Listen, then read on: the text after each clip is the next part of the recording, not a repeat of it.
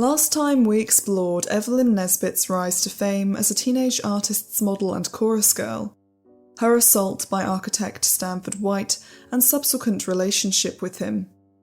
Evelyn was then relentlessly pursued by the crazed multimillionaire playboy Harry K. Thaw, who harboured an obsessional hatred for Stanford White. In June of 1906, just over a year after Evelyn finally married Thaw, he shot Stanford White on the roof of Madison Square Garden, a building White himself had designed. The subsequent court case was dubbed the Trial of the Century, and exposed New York's high society and art world to intense scrutiny and criticism, forever changing the public's perception of the wealthy. Evelyn herself became the most famous woman in America, but despite her sacrifices on the stand, the trial ended in a hung jury. Today we will explore the second trial and Evelyn's life after it, as a struggling artist, successful dancer, movie star, mother, and more. Thank you for watching, and if you enjoy historical deep dives, don't forget to like this video and subscribe so you never miss another one. If you want even more exclusive content, head over to my Patreon, which is linked in the description and the pinned comment. Without further ado, here is the fascinating story of Evelyn Nesbit and the crime of the century.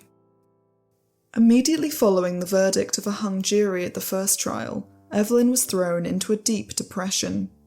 She had faced humiliation, mockery, and scorn by agreeing to testify about her history with Stanford White, and now it seemed she would have to endure the entire ordeal again at a second trial.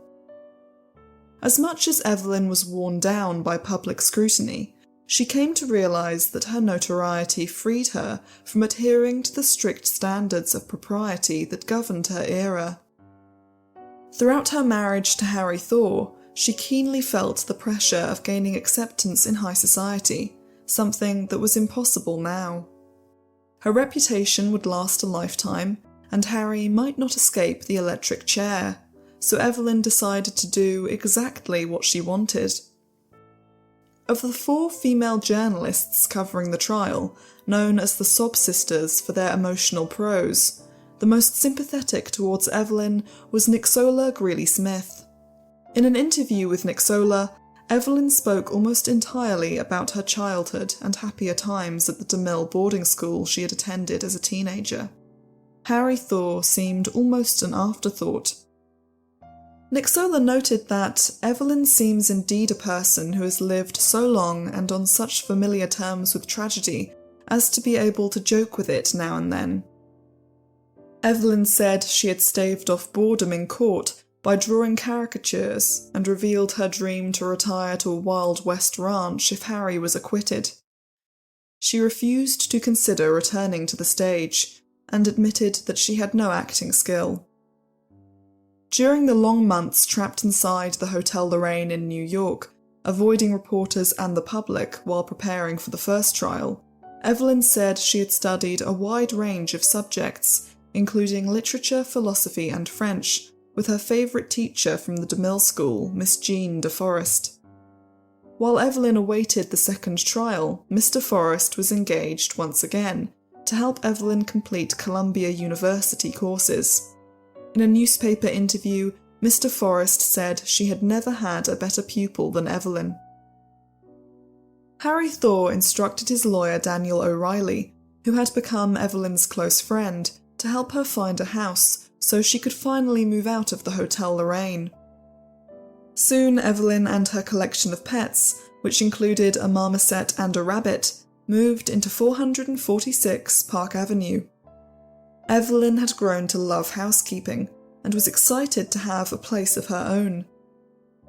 She had her favourite pieces of furniture shipped from Lyndhurst, the Thaw family home in Pittsburgh, as well as a collection of Harry's books. A sketch Harry had made fell out of one of the books, depicting himself standing over a girl with a whip. He tore the drawing to pieces when Evelyn confronted him with it.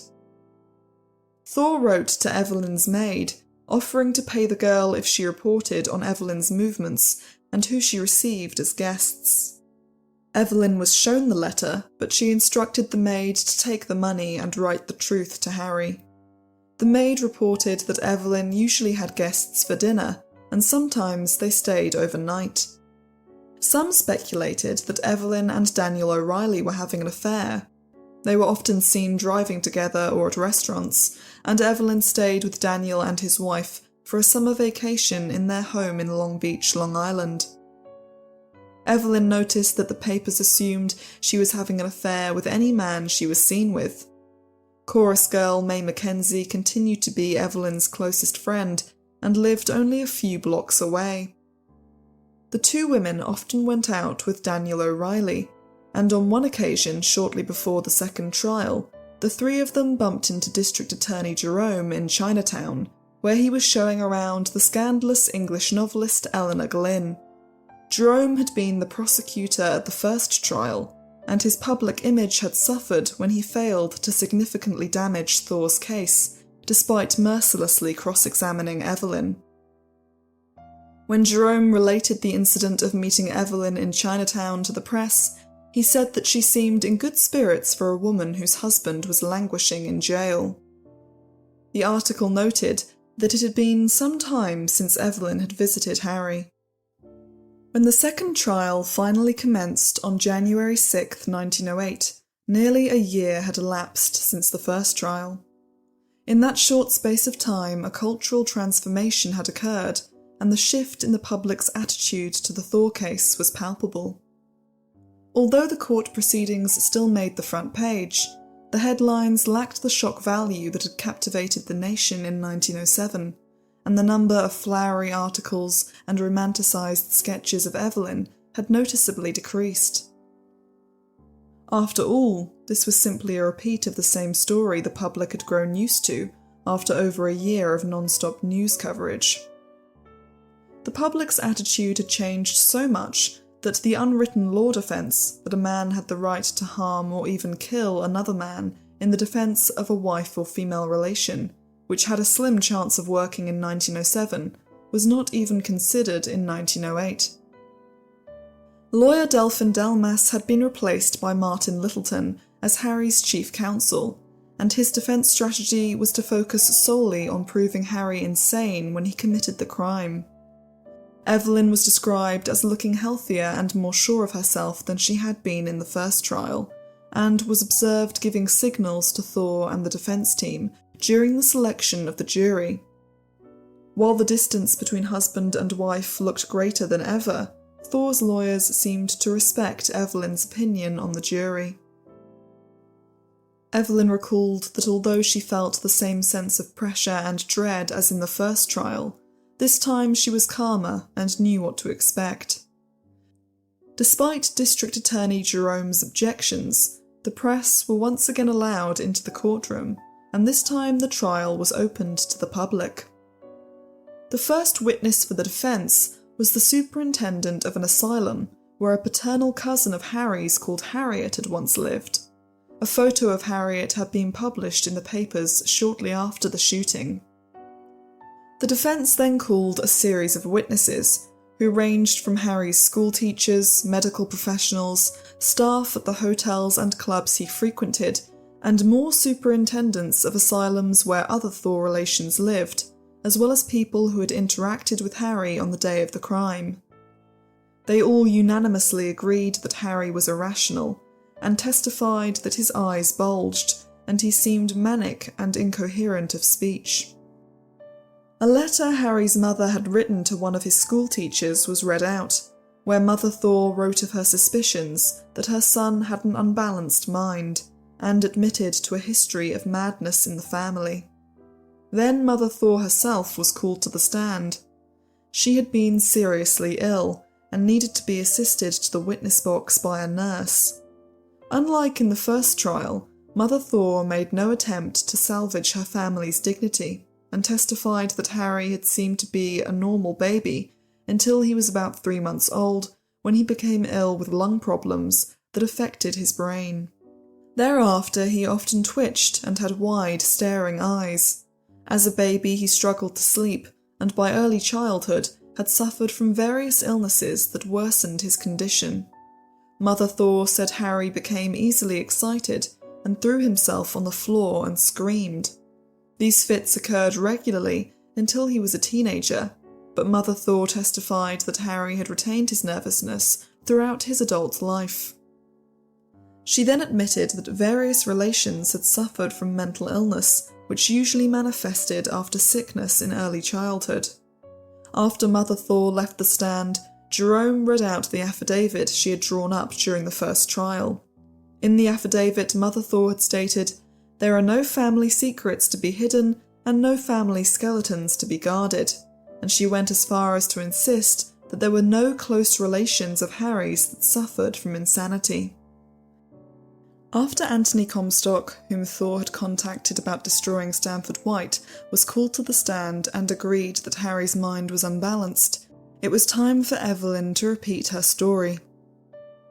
She was dressed almost identically to the first trial, in her now famous blue suit, and repeated her testimony practically word for word. For the first time in the trial, District Attorney Jerome began objecting frequently. He argued it was pointless for Evelyn to repeat her story, and purposefully stood in the line of vision between Evelyn and Harry, forcing Thaw to constantly move around in his seat to see his wife. As her testimony progressed, Evelyn made key changes from 1907. She claimed that in 1904, Harry had suggested they both take the opium tincture laudanum to end their lives. While in Paris the same year, Harry had suddenly told Evelyn he had taken the drug, but survived the attempt to end his own life because he vomited.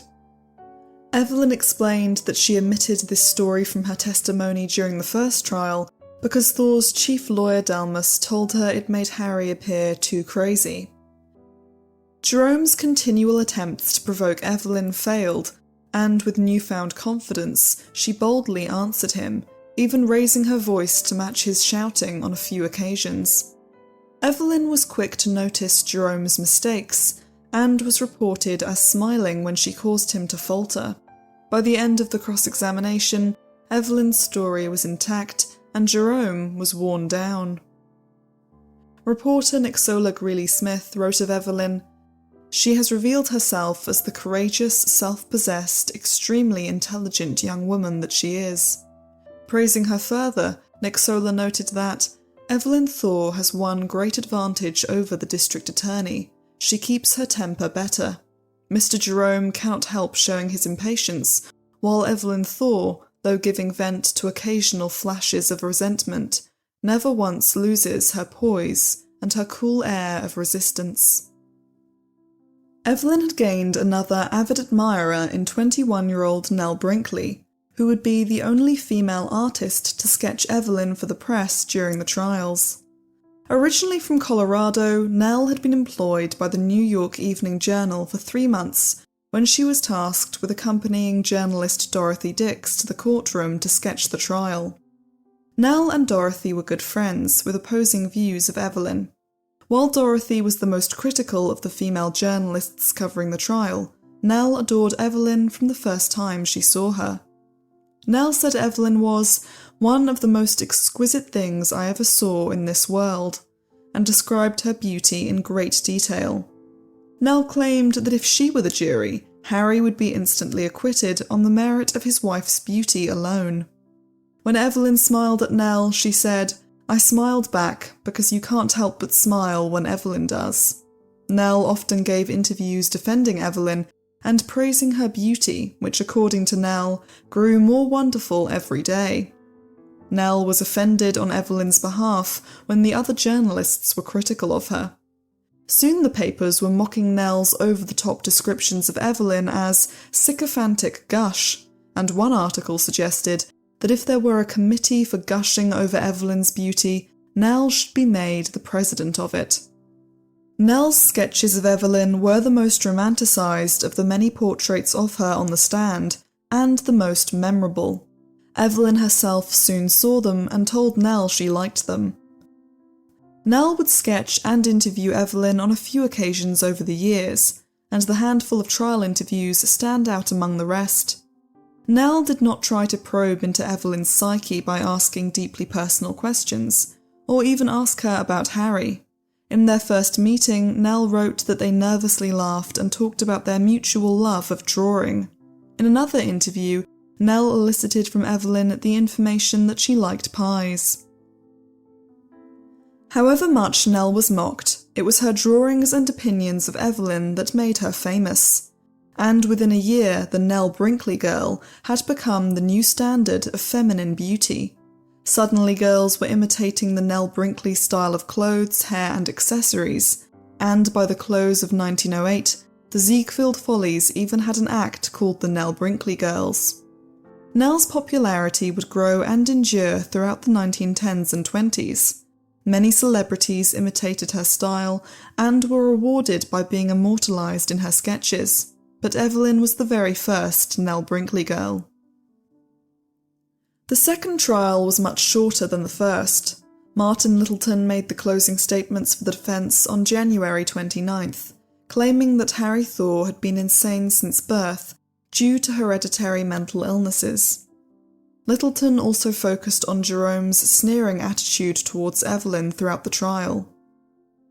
The following day, a significantly larger crowd that included many celebrities came to hear Jerome's final address to the jury.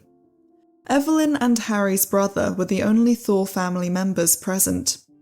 Evelyn was reported as smiling broadly when she took her seat facing Jerome.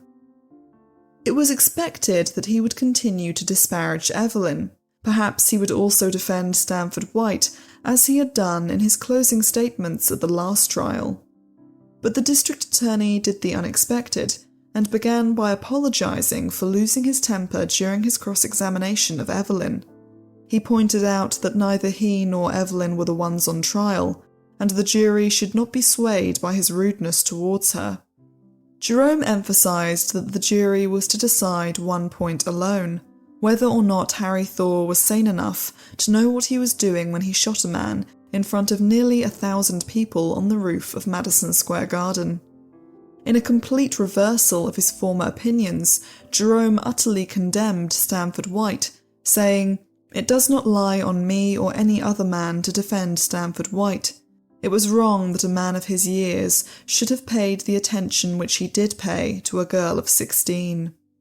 Jerome admitted he had not believed the accusations against Stanford White, but he now believed them almost completely and implicitly.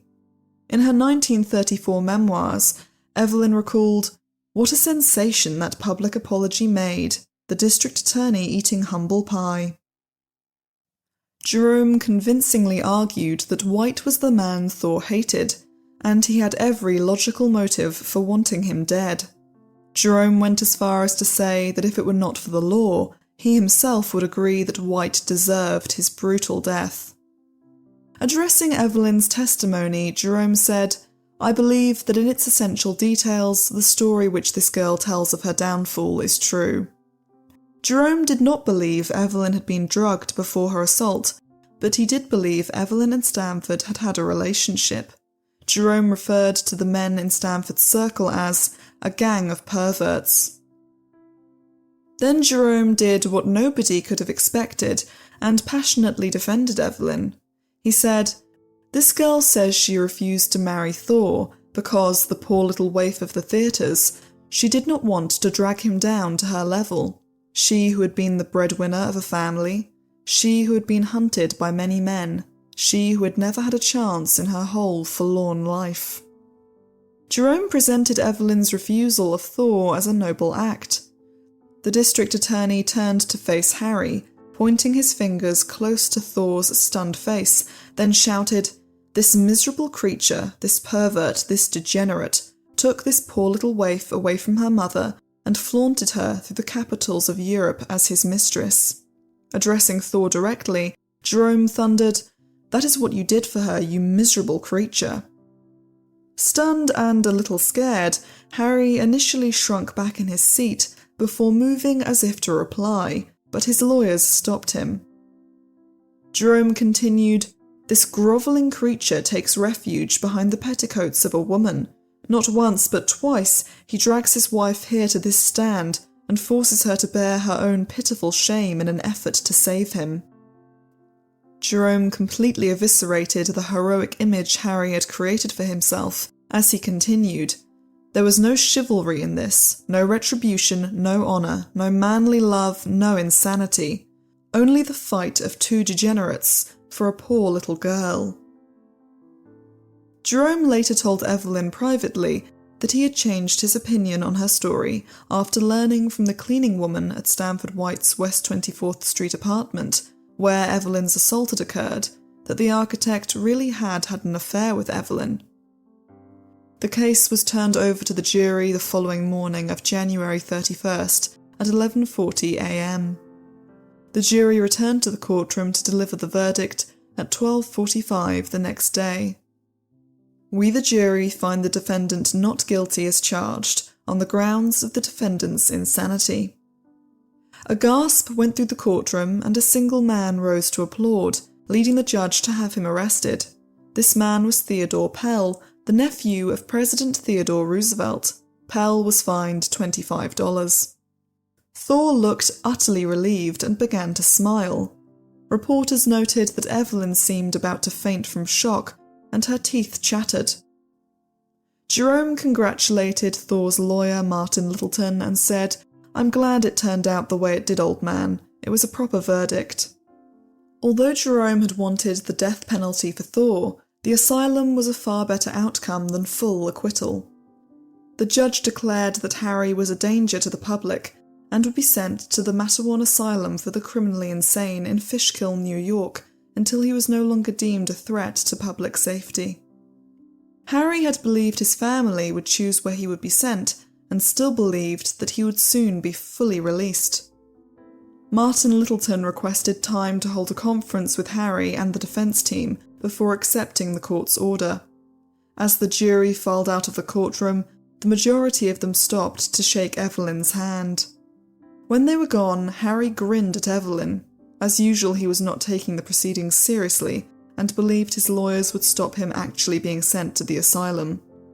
During Harry's conference with his lawyers, he remained jubilant, while an exhausted Evelyn lay on a sofa on the verge of collapse. Harry demanded Littleton procure a writ of habeas corpus, which meant a court would have to decide if Thaw had been unlawfully imprisoned. Littleton had no intention of doing this, and stalled on his way to supposedly fetch the writ until Thaw nagged him into leaving. Harry's remaining lawyers told him he should wait until the following week to take any action, which sent Thaw into a screaming fit. Crowds gathered to watch Harry depart for the asylum. His own car took him to Grand Central Station, where Evelyn and another crowd awaited him. Both crowds cheered Harry on, and the path to the train had to be cleared by police. Harry was accompanied on the journey by two of his lawyers and a group of carefully selected reporters. For the first time, Thaw gave a detailed account of the night of the shooting, which was published in the Evening Journal. Harry admitted he must have been insane when he committed the crime, as he did not remember walking over to Stanford White, or even the shooting itself. Harry said that White had looked at him with such a look of hatred, Harry was convinced White wanted him dead. For the first time, Harry claimed to regret the crime, and denied the accusations against him of sadism towards young women. On the train journey, Thaw's table had been supplied with whiskey, and before going to the asylum itself, Harry was received in the nearby town of Fishkill with a champagne dinner at a hotel. Harry seemed in good spirits, even sitting down at the hotel's piano to play a section of Beethoven. It was past 9 at night when Thaw finally left the hotel for the asylum. The first thing he asked upon arrival was to have a little champagne, which he was refused. Before entering Mattawan, Thaw assured a reporter he would be out within a few weeks, but he had deeply underestimated the severity of his position. Harry didn't seem to realise that during the second trial, the lawyers on both sides of the case agreed he should be institutionalised. Jerome soon announced he would oppose a writ of habeas corpus, and during Thaw's first week at the asylum, the superintendent of Mattawan, as well as the head of the State Board of Lunacy, publicly declared they were against freeing Harry, and opposed his family's plan to have him moved to an institution of their choosing. Thaw's own lawyers also agreed he should remain in Matterhorn. Founded in 1892, Matterhorn housed exclusively criminal patients of both genders. Compared to the mental condition of his fellow patients, Harry became more convinced than ever that he was sane, and constantly pressured his lawyers to procure a sanity hearing. Evelyn rented a room at the local hotel and saw Harry regularly. She felt it would be cruel to abandon him, but he soon tested both her patience and her pity for him. Harry was eventually given his own private room in Matterhorn and was granted privileged treatment, but during the first period of his stay, while journalists still circled, Harry slept and lived in the same overcrowded quarters as the other patients, so the asylum could avoid accusations of special treatment.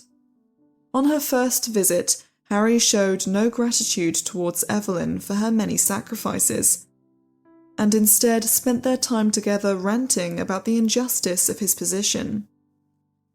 Evelyn considered Harry lucky to have been given such a light sentence, and when she was given a tour of the asylum, Thaw's privilege became all the more apparent to her. Evelyn was terrified by one room, where the violent patients were kept chained to the floor. According to Evelyn, because of his wealth, Harry wasn't even kept locked up in Matterhorn.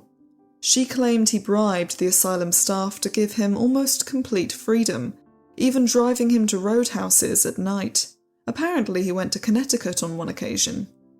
In the early days of what would be his 5-year imprisonment in Matterhorn, Harry had no intention of escaping as he craved a public victory over the law.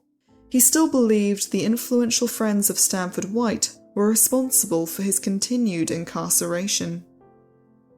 During the trials, Harry had given Evelyn a meagre allowance and refused to allow her any extra money unless she provided a detailed justification of what she was going to do with it. Harry refused to take accountability for his situation and blamed his lawyers and Evelyn for failing to free him. When Harry's mother declared her intention to provide Evelyn with $1,000 a month, Harry objected so strongly that the whole idea was dropped. At the same time, Harry wanted Evelyn to take up a cottage near to the asylum so she might visit him more regularly, and was enraged when she refused. Mother Thaw had initially visited Evelyn at her home on Park Avenue, but always tried to control how the house was run. The staunchly Protestant Mother Thaw stopped visiting after she and Evelyn got into an argument about Evelyn's increasing interest in Catholicism. Shortly after this, the Thaws sent a representative to inform Evelyn that she would no longer be receiving any money from them. Evelyn was forced to give up her Park Avenue house. Her fame made working impossible. Theatrical producers encouraged her to profit from her notoriety by returning to the stage, but Evelyn had no desire to draw more attention to herself. Her passion for acting had died long ago. She attempted to return to modelling, but never regained her former success. Evelyn found herself unable to even socialise without causing a scandal. When she went out to dinner at the Knickerbocker Hotel with E.R. Thomas, a banker and sportsman, the pair were asked to leave by the hotel's manager. The manager claimed he did not want a woman of Evelyn's character dining at the establishment. The story soon made its way into multiple newspapers. E.R. Thomas was assumed to be Evelyn's lover, and one headline claimed Harry was considering divorce after hearing of the incident. For some time, there had been rumours that the Thaw family were pressuring Evelyn to divorce Harry. Some reports claimed that before the second trial, Evelyn had set a high price for the divorce, which the Thaws were now refusing to pay. The day after the E.R. Thomas scandal was printed, Mother Thaw publicly admitted that she was trying to convince Harry to get a divorce. A while later, reports surfaced that Harry had tried to strangle Evelyn on her latest visit to Matterhorn, and had to be dragged away from her. This fit of rage was prompted by stories about his wife that his mother had told him. Evelyn filed for an annulment of the marriage on March 12, 1908, on the grounds that Harry had been of unsound mind at the time of their wedding. By May, however, the divorce suit was dropped after Harry's first habeas corpus hearing declared him insane. Evelyn and Harry were reconciled over the summer as he remained in various New York jails while fighting the court's decision. In September, it was rumoured that Evelyn was planning a stage comeback. Her brother Howard had briefly gone on Broadway before joining a touring theatre company. Reports claimed Evelyn would join the same company as she needed the money. In October, Evelyn released an official statement detailing the Thaw family's awful treatment of her. She said she had not received any money from them in months, despite Mother Thaw promising to pay a lump sum, as well as a yearly allowance if Evelyn divorced Harry. Evelyn admitted that she had dropped the divorce suit after the Thaws backed out of paying her an undisclosed sum. Although during the trials it was rumoured that Evelyn had asked for hundreds of thousands, if not $1 million, to divorce Harry, now she was of no use to the family. The sum they had offered her was rumoured to be only $25,000. By November, the couple were reconciled, and at the close of the year, Evelyn was often reported going to visit Harry in the asylum.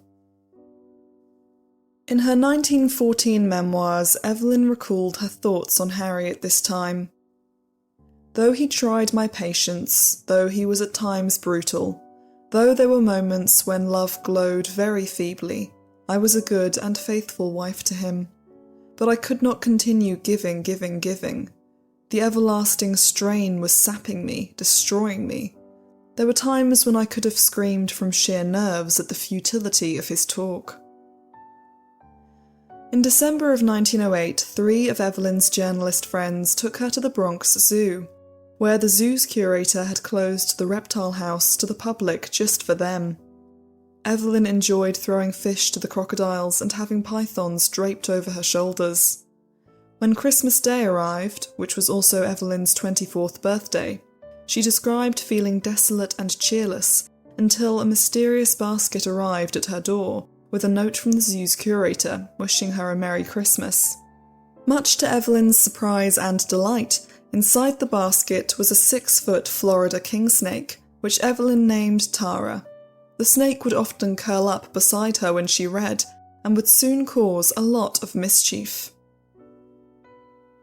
Another surprise arrived at Evelyn's door in the early days of the new year.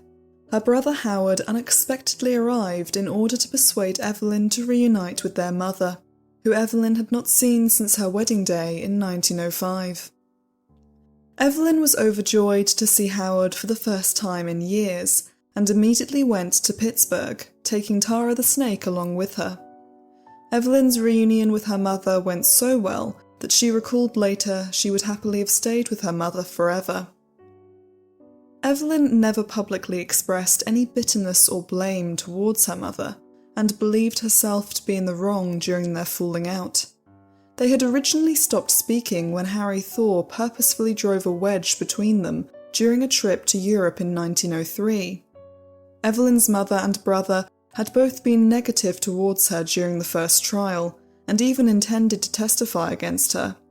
Howard changed his opinion after hearing Evelyn testify about her assault by Stanford White, and Evelyn's mother had declared her support for her daughter only after receiving harsh public criticism from both journalists and her own relations. When she returned to New York, Evelyn rented a small 4th-floor studio apartment on 33rd Street, situated behind the old Waldorf Hotel. Next door was a popular gambling house, and living on the floor below Evelyn was a German medium who gave predictions to Wall Street men. In this eccentric setting, Evelyn began to work towards an artistic career.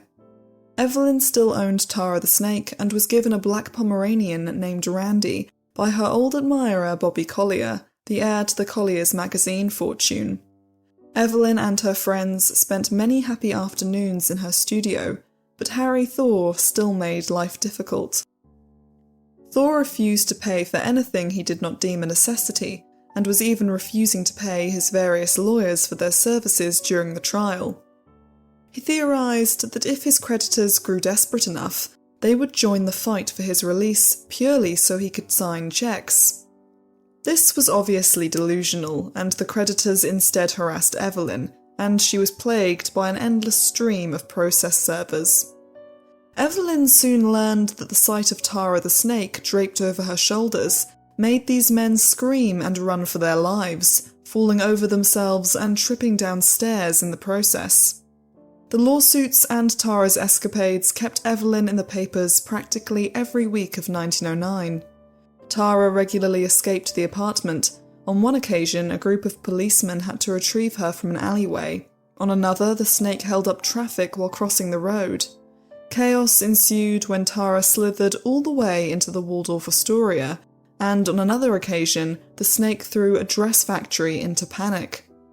Evelyn eventually gave Tara back to the zoo. It became a Sunday night tradition for Evelyn to hold gatherings of friends at her studio. Her social circle consisted mostly of artists' models, and newspaper reporters. Her friends encouraged her in her various artistic pursuits. In early 1909, it was widely reported that Evelyn was writing a book, probably her first memoirs, which were published in 1914. Those memoirs gave an insight into Evelyn's mindset following the trials. "I had few illusions about anybody and fewest about myself," Evelyn wrote. "At the conclusion of the second trial, with the knowledge that my name and my life had been dragged through the mire, I sat down to reason out my position.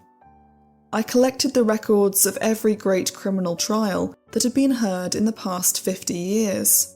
There was invariably a woman in the case. It was the woman who interested me, the woman guilty or innocent, temptress or victim. She and her future were immensely interesting to me. What happened to her when the trial ended? I spent time and money to find out. My discoveries were of a depressing nature, for every woman had gone down, down, down. Drink, drugs, the 101 wild diversions which eclipse sorrow and soothe heartache, and this without exception. Not only were these women the victims of fortune's caprice, but in the vast majority of cases, the innocent victims. I said to myself, Evelyn Thaw, you shall do better than that." In the late 1900s and early 1910s, Evelyn tried her best to keep the promise she had made to herself. One day she whittled a little figure out of a piece of wood, and her friend, the famous photographer Alfred Stieglitz, was so impressed by her skill he suggested that she take up sculpting. Evelyn soon discovered both a talent and a passion for sculpture, and in March of 1909 she gave an extensive interview about her ambitions towards a career in art. She was quoted as saying, "I try to forget the past. My one absorbing idea is to do something really worthwhile, to accomplish something in life that shall be really praiseworthy, and since I made this resolve and began immediately to study seriously, I have never felt so contented in my life." Evelyn lamented that more women didn't know the satisfaction of finding oneself in work. She explained that she felt as though she were discovering herself as she progressed as an artist. More so than any other art form, sculpture provided a therapeutic release for Evelyn, but it was far from her only subject of study. In the same interview, Evelyn revealed she was studying philosophy, with her favourite philosopher being the German pessimist Arthur Schopenhauer.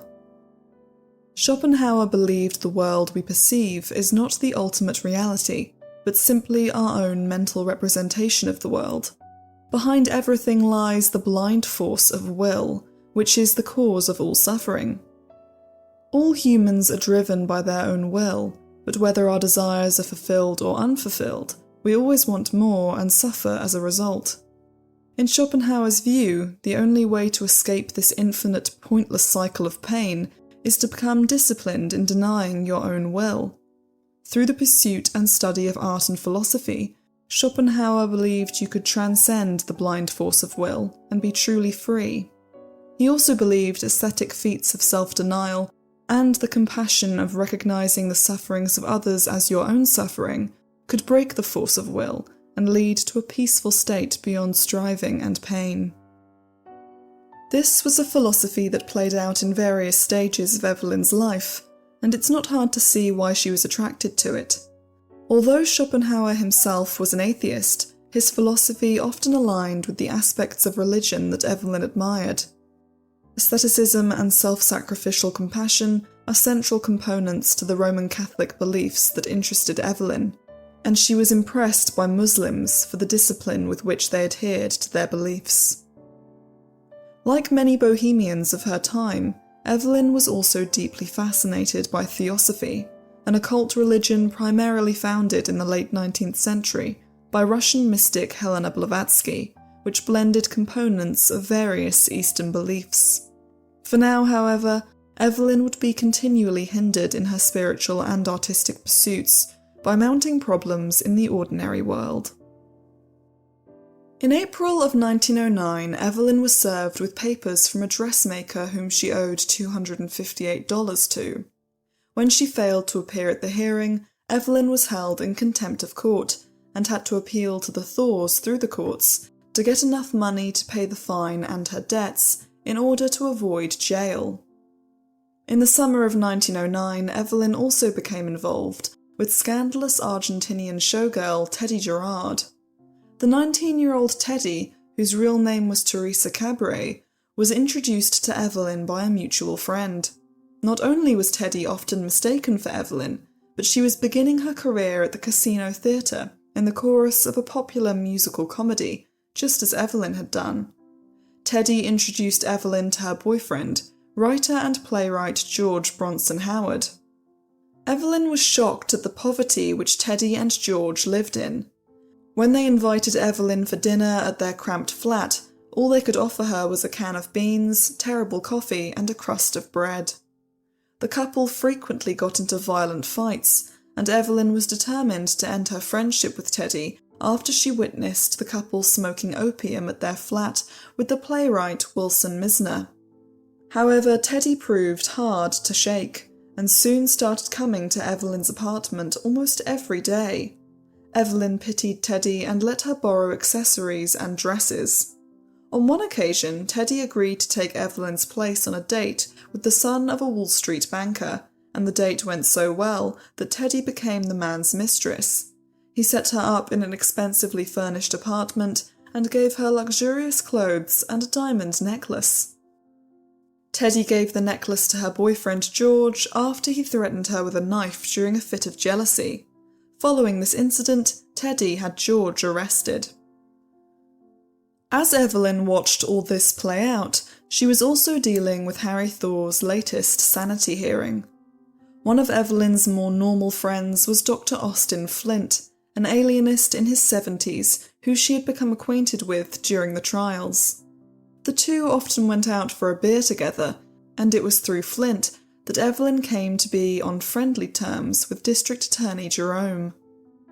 Just before the June 1909 sanity hearing, Evelyn was sent money, presumably by the Thaws, with the suggestion to take a holiday, a suggestion she did not follow. Instead, Evelyn remained in New York and decided to work with Jerome and Dr. Flint to keep Harry in the asylum. At one point during his questioning, Jerome brought up that in the early days of his marriage, Harry had harboured aspirations of becoming a senator. This piece of information must surely have come from Evelyn, who was reported as spending every day of the trial in Jerome's office. Jerome mocked Harry by asking, "Do you think that a man who couldn't spell and could not use the English language correctly could ever be a senator?" The question went unanswered. Mrs. Susan Merrill, the proprietress of a lodging house where Harry had rented rooms under fake names, also testified. She claimed that between 1902 and 1905, Thaw had lured around 200 young girls to her establishment and abused them. He often pretended to be a theatrical agent and told his victims he would give them acting lessons before beating them mercilessly. Evelyn had given Jerome a set of whips Harry had owned, and when the district attorney brought them out as evidence, Thaw visibly turned red. Mrs. Merrill also testified that Harry had given her $25,000 for her silence and to pay off the victims. $25,000 in the early 1900s is worth just under $1 million today. Interestingly enough, Mrs. Merrill testified that she had also been acquainted with Stanford White, who had wanted to rent rooms at her lodging house too. Although Mrs. Merrill claimed in court that Thaw only used her establishment before his marriage, she had privately told Evelyn that his vile practices continued during their marriage. In fact, Evelyn would often drop him off at a club, and while she went around New York with her friends, Harry would sneak off to Mrs. Merrill's lodging house. If Evelyn called at the club for Harry, a member of staff would claim he was in the middle of a card game, after which that member of staff would call Mrs. Merrill, who would inform Harry. Harry would then call Evelyn and lie to her concerning his whereabouts. Evelyn was horrified when she realised this was also what Harry had been doing on all his so-called business trips to New York when he left her in Pittsburgh. During the hearing, Evelyn testified that she feared for her life if Harry was released, as he had remarked to her, "When I get out of here, I suppose I'll have to kill you next." Evelyn admitted to reporters that she had only worked against her husband because of the Thaw family's terrible treatment of her. During the insanity hearing, Mother Thaw released a 20-page booklet denouncing Jerome and anyone else who was against her son, and agreeing with Harry's paranoid claim that a group of powerful people were keeping him incarcerated. Unsurprisingly, Thaw was declared insane and sent back to Matterhorn. Evelyn once recalled that during this period of her life, she forgot she had not always spent most of her days in lawyers' offices and courtrooms. Having spent the last few years in constant self-reflection, forced to rake over her past continually and have it twisted beyond her control, Evelyn felt it necessary to make a lengthy public statement while the insanity hearing was still playing out. Evelyn declared, "I've been quoted so many times by women writers of mawkish sentimentality, with reams of sobs flowing from the ends of their pencils, that I rejoice at being able to tell this story, which at last is ready to be told, with the understanding it will not be put in any kind of language that is not my own. I laugh and play and cut up the highest kind of hijinks, in spite of all I've been through. I'm still a very young woman, and I'm an optimist by disposition. I don't talk the way I'm quoted in newspapers, and I'm not a forlorn person."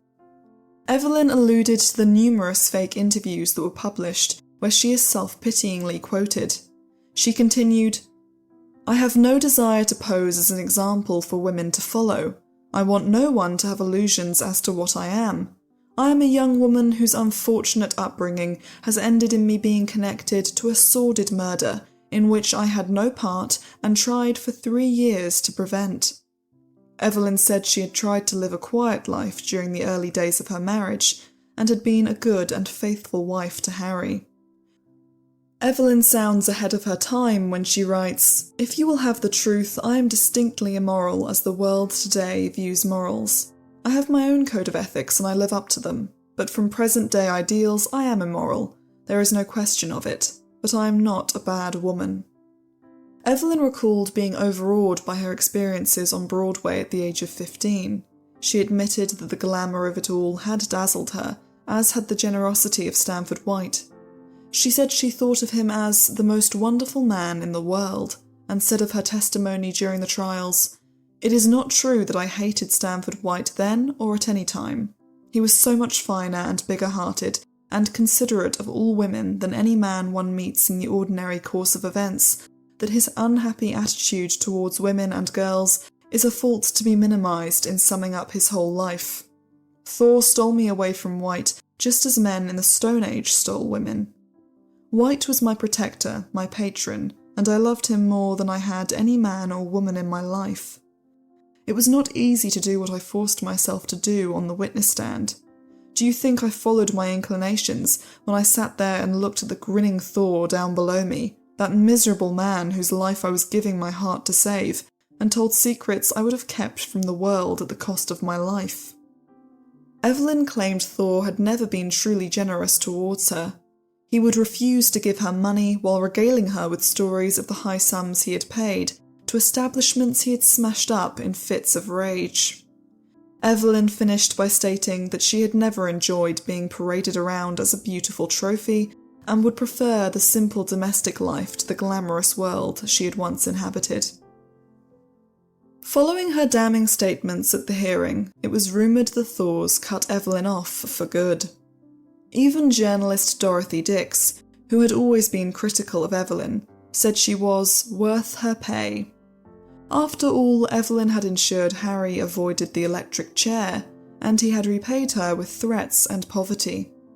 Evelyn might have hoped for a respite from the constant press coverage of her life following the end of the insanity hearing, but instead she made headlines again when it was claimed that she had gone to Reno for a divorce. In fact, this was yet another mess Evelyn was dragged into because of Teddy Gerard. After having her boyfriend, George Bronson Howard, arrested, Teddy decided to get away from her romantic problems in New York by seeking a divorce from another man she had been married to all along. With her close resemblance to Evelyn, rumours soon swirled that it was Evelyn getting the divorce, and for fun, Teddy started telling people she was Evelyn Thaw. Bored by Reno, Teddy left before getting her divorce. At the end of the same month, Evelyn's brother Howard was arrested and convicted of trying to sell fake diamonds at a pawn shop. Evelyn sold her engagement ring to pay his $200 bail. In late 1909, Evelyn went for what was reportedly her first visit to Matterhorn in a year. She brought Howard with her and found Mother Thaw waiting with Harry. Evelyn got into an argument with the Thaws and declared when she left that she would never visit Harry again. She soon told the papers she planned to get divorced because of Harry's cruelty towards her. She claimed he still placed bets and dealt with Wall Street from the asylum, but could not find the money to look after his wife. Evelyn did not formally file for divorce, however, and before long the couple were again reconciled. This time, the reconciliation served a purpose for Evelyn. After holding a friend's child, Evelyn had suddenly been seized by the desire to have one of her own. She was even willing to put aside her career aspirations and independence in favour of motherhood, and resumed a relationship with Harry to that end. When Evelyn found herself pregnant in early 1910, she took her old family friend Mrs. Kane with her to break the news to Harry. Harry was unnerved by Mrs. Kane's presence and refused to talk in front of her. He had another man sit in the room with them, and Evelyn decided against revealing her pregnancy. Instead, she and Harry got into an argument when Evelyn asked him to send her to Europe to study art. "Like hell I will," Thaw retorted. "It's bad enough you're living in New York, but going to Paris and enjoying yourself while I'm locked up in here? Oh no." Harry could not be reasoned with, and Evelyn stormed out, vowing to never tell him about her pregnancy. Evelyn resolved to raise the child on her own and get by however she could. Before long, some of her friends guessed her condition and advised her to leave the country to have the baby in peace. They suggested that the Thaw family might try to take the child away from Evelyn, a point she hadn't considered. Suddenly, Evelyn remembered the offer her friend Bobby Collier had made her when they first met. Almost a decade before, he had told her he would be happy to send her to Europe whenever she wished, no strings attached. As heir to the Collier's magazine fortune, Bobby had more than enough money to help Evelyn, and was happy to do so. When she told him she was pregnant and desperate to gain independence from the Thaws, Bobby exclaimed, "Good for you, go any time you please. How much do you think you'll need?"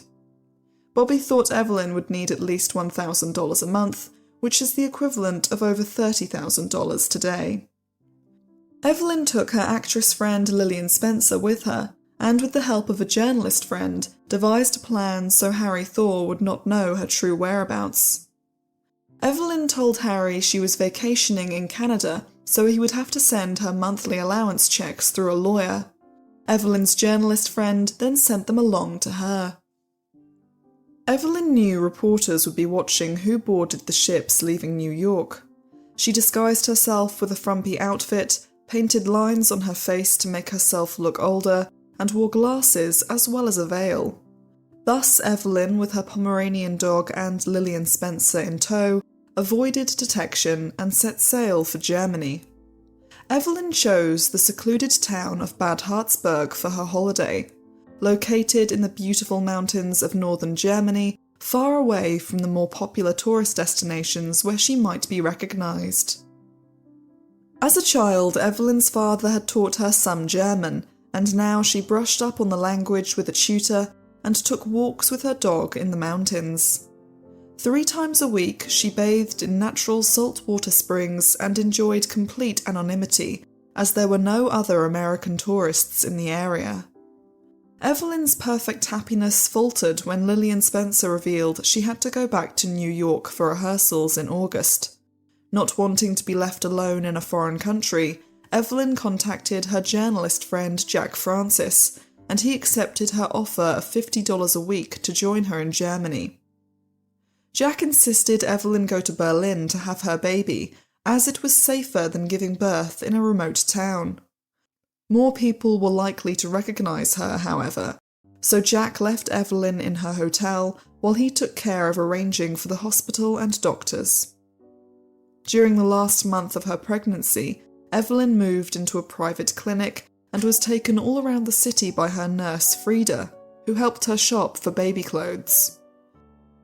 On October 25, 1910, Evelyn gave birth to a baby boy she named Russell William Thaw. She recalled that holding her baby was the greatest joy she had ever felt. Suddenly, Evelyn's perspective on life had shifted, and the entire world now revolved around her child. Meanwhile, in America, the press still had no idea of Evelyn's whereabouts, and it was rumoured she had gone to Paris to study art. In October, it was also reported that Evelyn's lack of funds had forced her to drop the $50,000 defamation lawsuit she had brought against the hotel manager who threw her and E.R. Thomas out. Ironically, Evelyn's lookalike Teddy Gerard would eventually be linked with E.R. Thomas and was named in his divorce.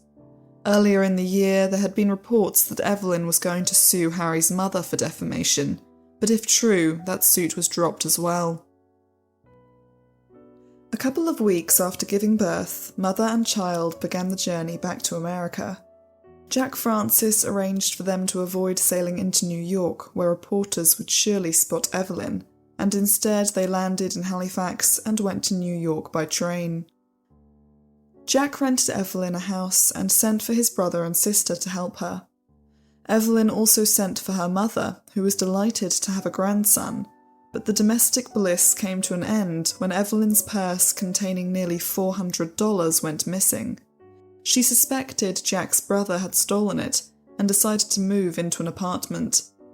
Jack's sister continued to live with her, and Jack still expected $50 a week from Evelyn, who was no longer in a position to pay. Evelyn finally escaped the Francis family when she went to Pittsburgh to stay with her mother. She quickly realised the $50 had been buying Jack's silence, and now the payments had stopped, he immediately sold the story of Evelyn Thaw having a child to the newspapers. The Thaw family denied the baby was Harry's, and rumours swirled as to who Russell's father was. When she overcame her initial horror at the publicity and betrayal, Evelyn didn't mind the secret being out, and returned to New York, where she now felt free to introduce her baby to her friends and resume her social life. Moving on from her journalist circle, Evelyn made new friends and reconnected with old ones, with whom she went to the theatre, art galleries, and high-end restaurants. Once again, Evelyn attended parties with New York's chief celebrities, and at one of these gatherings, she met the fascinating Alma Vetsera, who would quickly become her best friend. Alma said she was the love child of Crown Prince Rudolph of Austria and his teenage mistress, Baroness Mary Vetsera. The couple were famous for their murder-suicide at the Meierling hunting lodge, which became known as the Meierling Incident. Alma claimed to have grown up in a convent in Austria until she was about 12, when 2 priests arrived to take her to another convent in Canada.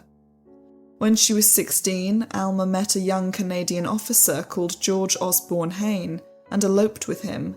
A year later, she gave birth to a son, Rudolph. According to Alma, she and her husband even went to Austria to try and prove her parentage, but to no avail, and when they returned to America, their relationship began to break down before Hayne abandoned her completely. When Evelyn met Alma sometime around 1911 or early 1912, she was instantly intrigued. Alma looked barely 18 and claimed to be 21. She was seeking a divorce from Hayne as soon as she could locate him, and the two women in similar circumstances quickly became close. Alma moved in with Evelyn for a time, and the pair went everywhere together.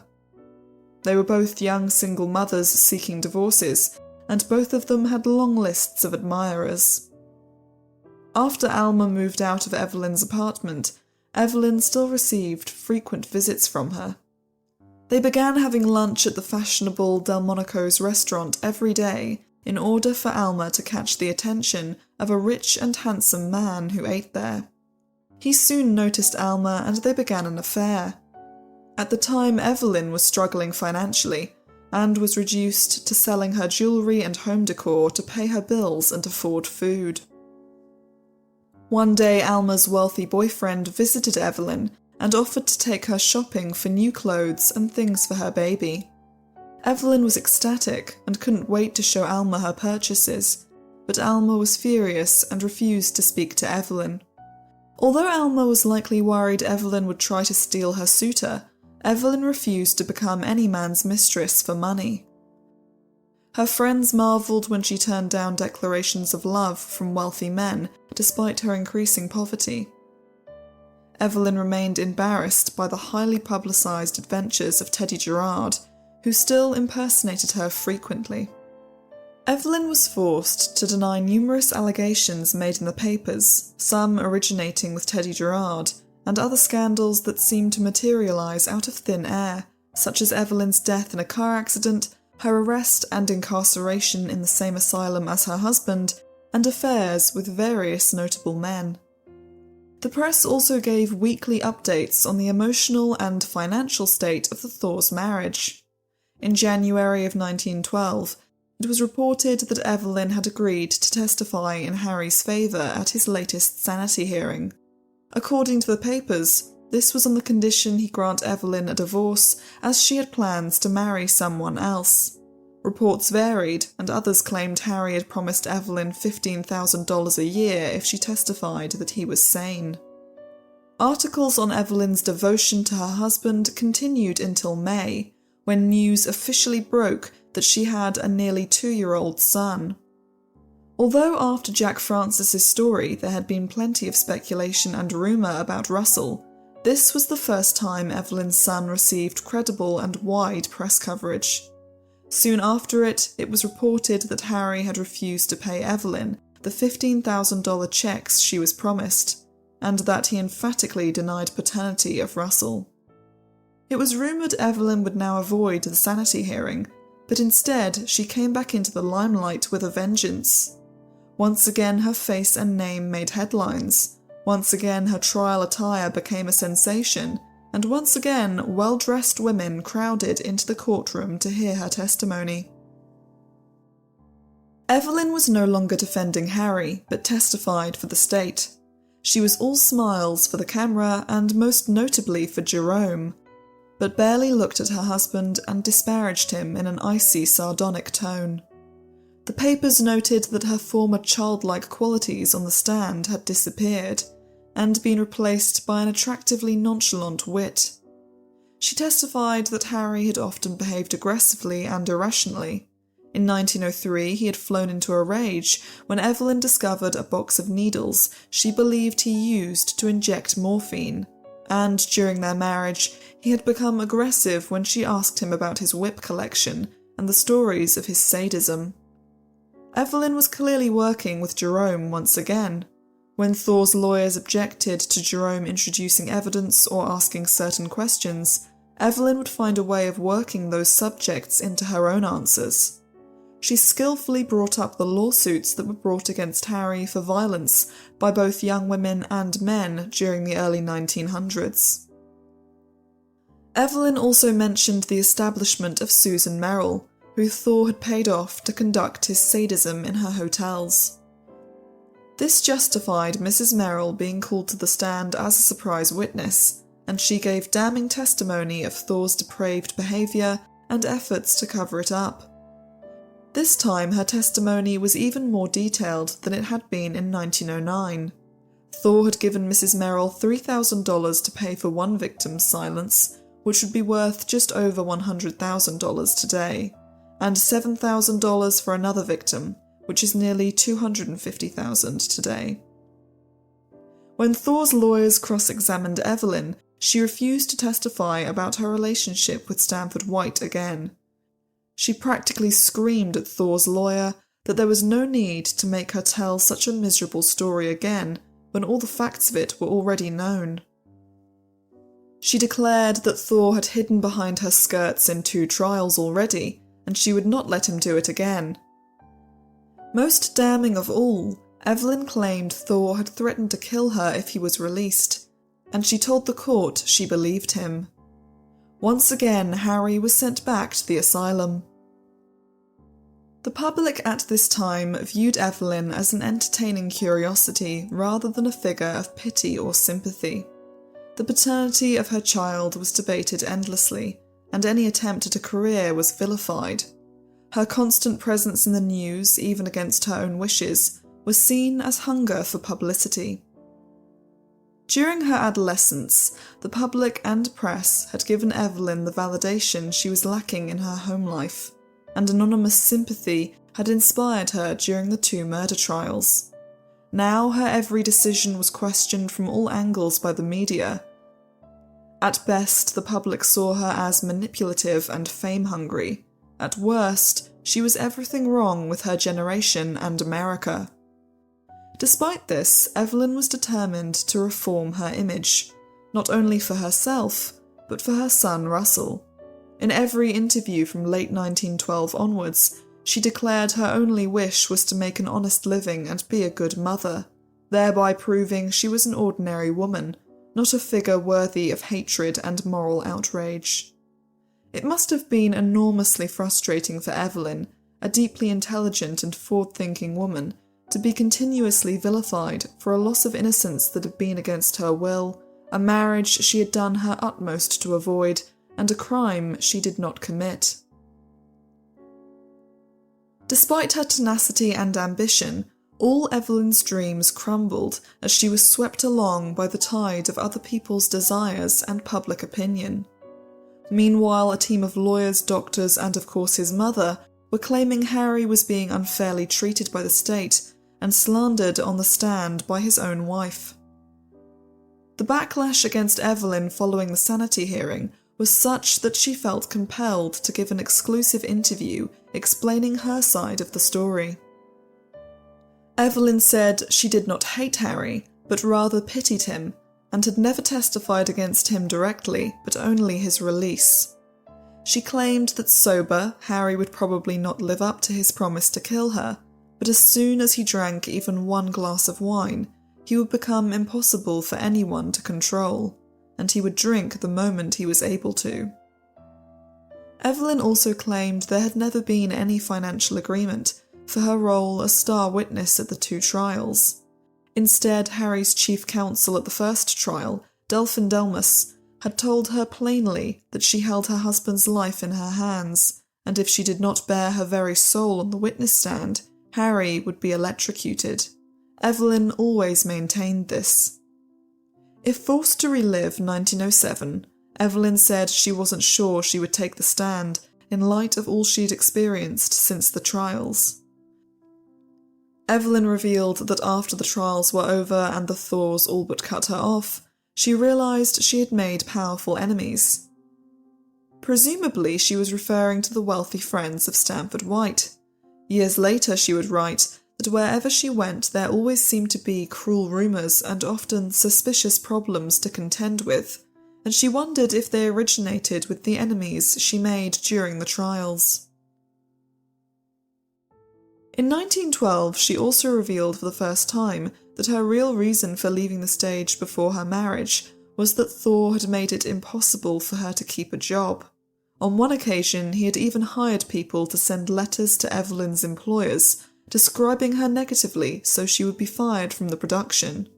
Harry wanted Evelyn to be entirely dependent on him, and now kept her on the edge of poverty so she wouldn't be financially secure enough to seek a divorce. In late 1912, Evelyn was sued over unpaid rent. As she had no source of income, Evelyn's only comment was that the Thaws should pay. Reports claimed Evelyn was making her way west after being evicted, and she denied claims that she was headed to Reno. Evelyn declared she would remain married to Harry until death, and that she would even live with him if he was released, and said she was going to California for the winter. Soon after, a veiled woman resembling Evelyn was seen taking daily walks on Venice Beach. In November, Howard Nesbit was also in the newspapers, as he had apparently struck gold while prospecting in Alaska. After a short-lived theatrical career on Broadway, Howard had gone to Alaska to make his fortune. To close 1912, in December, Evelyn was sued yet again for over $2,000 by a silversmiths for debts incurred in 1908. Even more miserably, it was reported that Evelyn had been entirely cut off from the Thaw fortune. Without even her meagre allowance, Evelyn's lawyers declared in early 1913 that she was too broke to go to court over numerous debt charges. In February, the police were hunting Evelyn to no avail over failure to appear in court, and the following month another debt lawsuit was filed for over $3,000.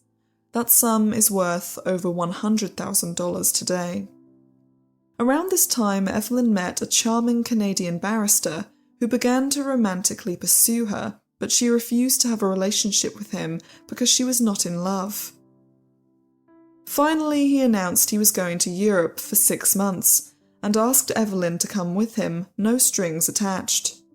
Intending to turn him down gently, Evelyn tried to make excuses, such as how she would need to take her baby as well as a nurse on the trip, but nothing dissuaded the man. When Evelyn told her friend Lillian Spencer, who had come with her to Germany during her pregnancy, Lillian thought Evelyn was mad not to accept such a generous offer, and asked if she could come along as well. When Evelyn asked the man if she could bring a friend on the trip, as well as her baby and a nurse, he agreed, and they departed for Paris in May of 1913. Evelyn tried to board the ship without being noticed by reporters, but they followed her on board. She gave an interview saying she was going to Europe for her son's well-being. Although Russell was only 2 at the time, Evelyn knew that he would soon be able to understand the gossip about her. Evelyn said that to Russell, she was not the notorious Evelyn Nesbit, but simply his mother, and she wanted things to remain that way. In Europe, she said she would have the chance at a legitimate career without shame and scandal attached to her name. As for Harry Thaw's denials of Russell's paternity, Evelyn said she was leaving the fight to her lawyers, and believed Thaw was only denying he was the boy's father to cheat Russell out of his rightful inheritance. Aboard the ship, Evelyn found many familiar celebrity faces. French singer and actress Gabby Deslies, theatre owner and theatrical producer Lee Schubert, and Martin Beck, the founder of the Orpheum Circuit, a vaudeville theatre chain, all began in earnest to convince Evelyn to return to the stage. She had received lucrative offers from numerous theatrical agents, promising salaries of thousands of dollars, but she had no desire to cash in on her notoriety or face the inevitable criticism. Evelyn's perspective changed when she realised that her salary as a performer would grant her complete independence from the Thaw family and the ability to raise her son entirely on her own terms. Poverty had eroded Evelyn's former resolve, and by the time she reached Paris, she had even signed a contract with contortionist-turned-theatrical agent H.B. Marinelli, promising that if she did go on the stage, he would represent her. When Evelyn arrived in Paris, she was unexpectedly greeted by Teddy Gerard, who had made a name for herself in the city. Teddy and Evelyn's newfound theatrical friends went out to dinner, the theatre and clubs, while her lawyer suitor stayed in his hotel room, growing increasingly jealous. Nevertheless, Evelyn thoroughly enjoyed her holiday, and by the end of it had signed a contract with writer and director Albert de Courville to appear in a show called Hallow Ragtime at the London Hippodrome. Marinelli began searching for a dance partner for Evelyn and found Jack Clifford, whose real name was Virgil Montani. Jack was originally from Genoa, Italy, and was related to the aristocracy. His uncle was a count, and his father had been a brigadier general in the Royal Italian Army. Before his career as a dancer, Jack had been a boxer and was incredibly muscular. Most of his dance with Evelyn consisted of Jack throwing her around, and he had been chosen so he could essentially drag her through the act if she was overcome with stage fright. Evelyn travelled to London with Jack, her son, and Teddy Gerard in tow, and the two women took up residence at the Prince George Palace Hotel. Evelyn soon realised she was just as notorious abroad as she had been in America. When news broke that she would make her stage comeback in London, the English press and public divided into two groups. One side was so disgusted by Evelyn that they wanted her banned from performing, while the other side argued that she had to work somehow and she'd be given a chance. The Daily Sketch published a ruthless article that concluded by arguing that Evelyn should not have a stage career simply because she was famous as a murderer's wife. Evelyn had an interview arranged with a journalist from the Daily Sketch, and charmed the man so much that the paper changed its opinion. Throughout her life, Evelyn would charm countless journalists who had initially criticised her. They unanimously praised her for her frankness, sincerity, intelligence, and sophisticated vocabulary. Despite the rumours that Evelyn was being paid thousands of pounds per week, her manager revealed the sum was actually under £500. Evelyn was given sumptuous costumes and trained for weeks with a professional dancing master, but grew more nervous every day. There were fears of protests on opening night, and to be safe, the theatre management had 20 girls who looked like Evelyn brought from America to confuse any opposition. It was decided that Evelyn would make her debut without her name on the billing and with no prior advertising, in order to gain an unbiased reaction from the audience and gauge the success of her act on merit alone. Evelyn later wrote that as she waited for her cue on opening night, her whole life seemed to flash before her.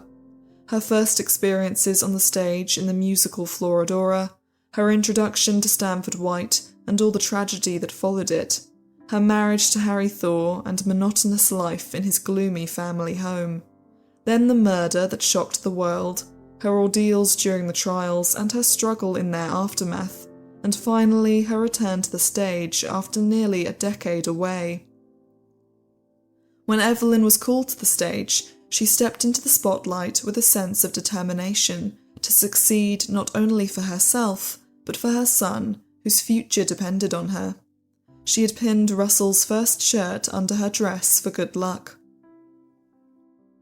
The act was more successful than Evelyn could have hoped.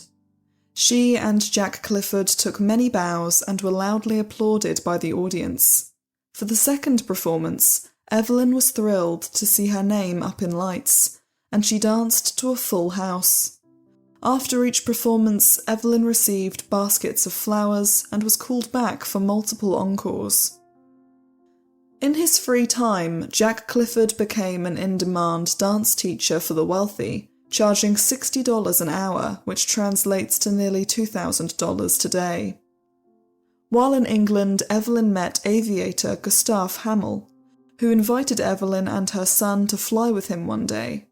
3-year-old Russell thoroughly enjoyed the experience and eventually became a successful pilot himself.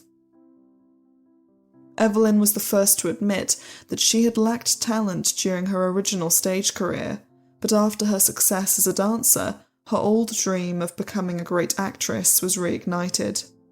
She would soon get to fulfill another ambition of returning victorious to New York. After only a few weeks in London, she was approached by one of the Hammerstein brothers, who owned the Victoria Theatre just off Broadway. Hammerstein wanted Evelyn to perform her act there on a salary of $3,500 a week.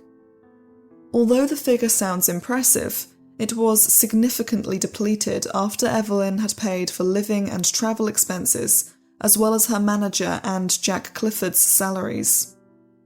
In order to avoid also having her salary drained by Harry's creditors, Evelyn's lawyer had advised her to file for bankruptcy, which she did on August 1st, 1913, just days prior to the opening of her show in New York.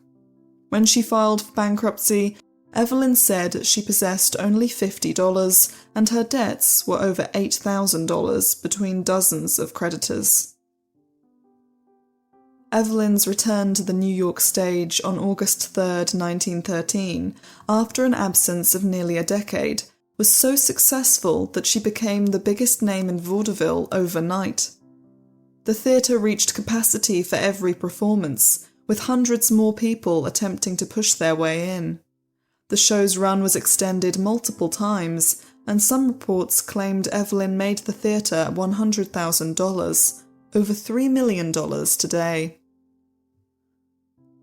Evelyn was enjoying publicity for her talents rather than her notoriety, but just as she began to feel free of the Thaws, headlines erupted with the news of Harry's escape from the asylum.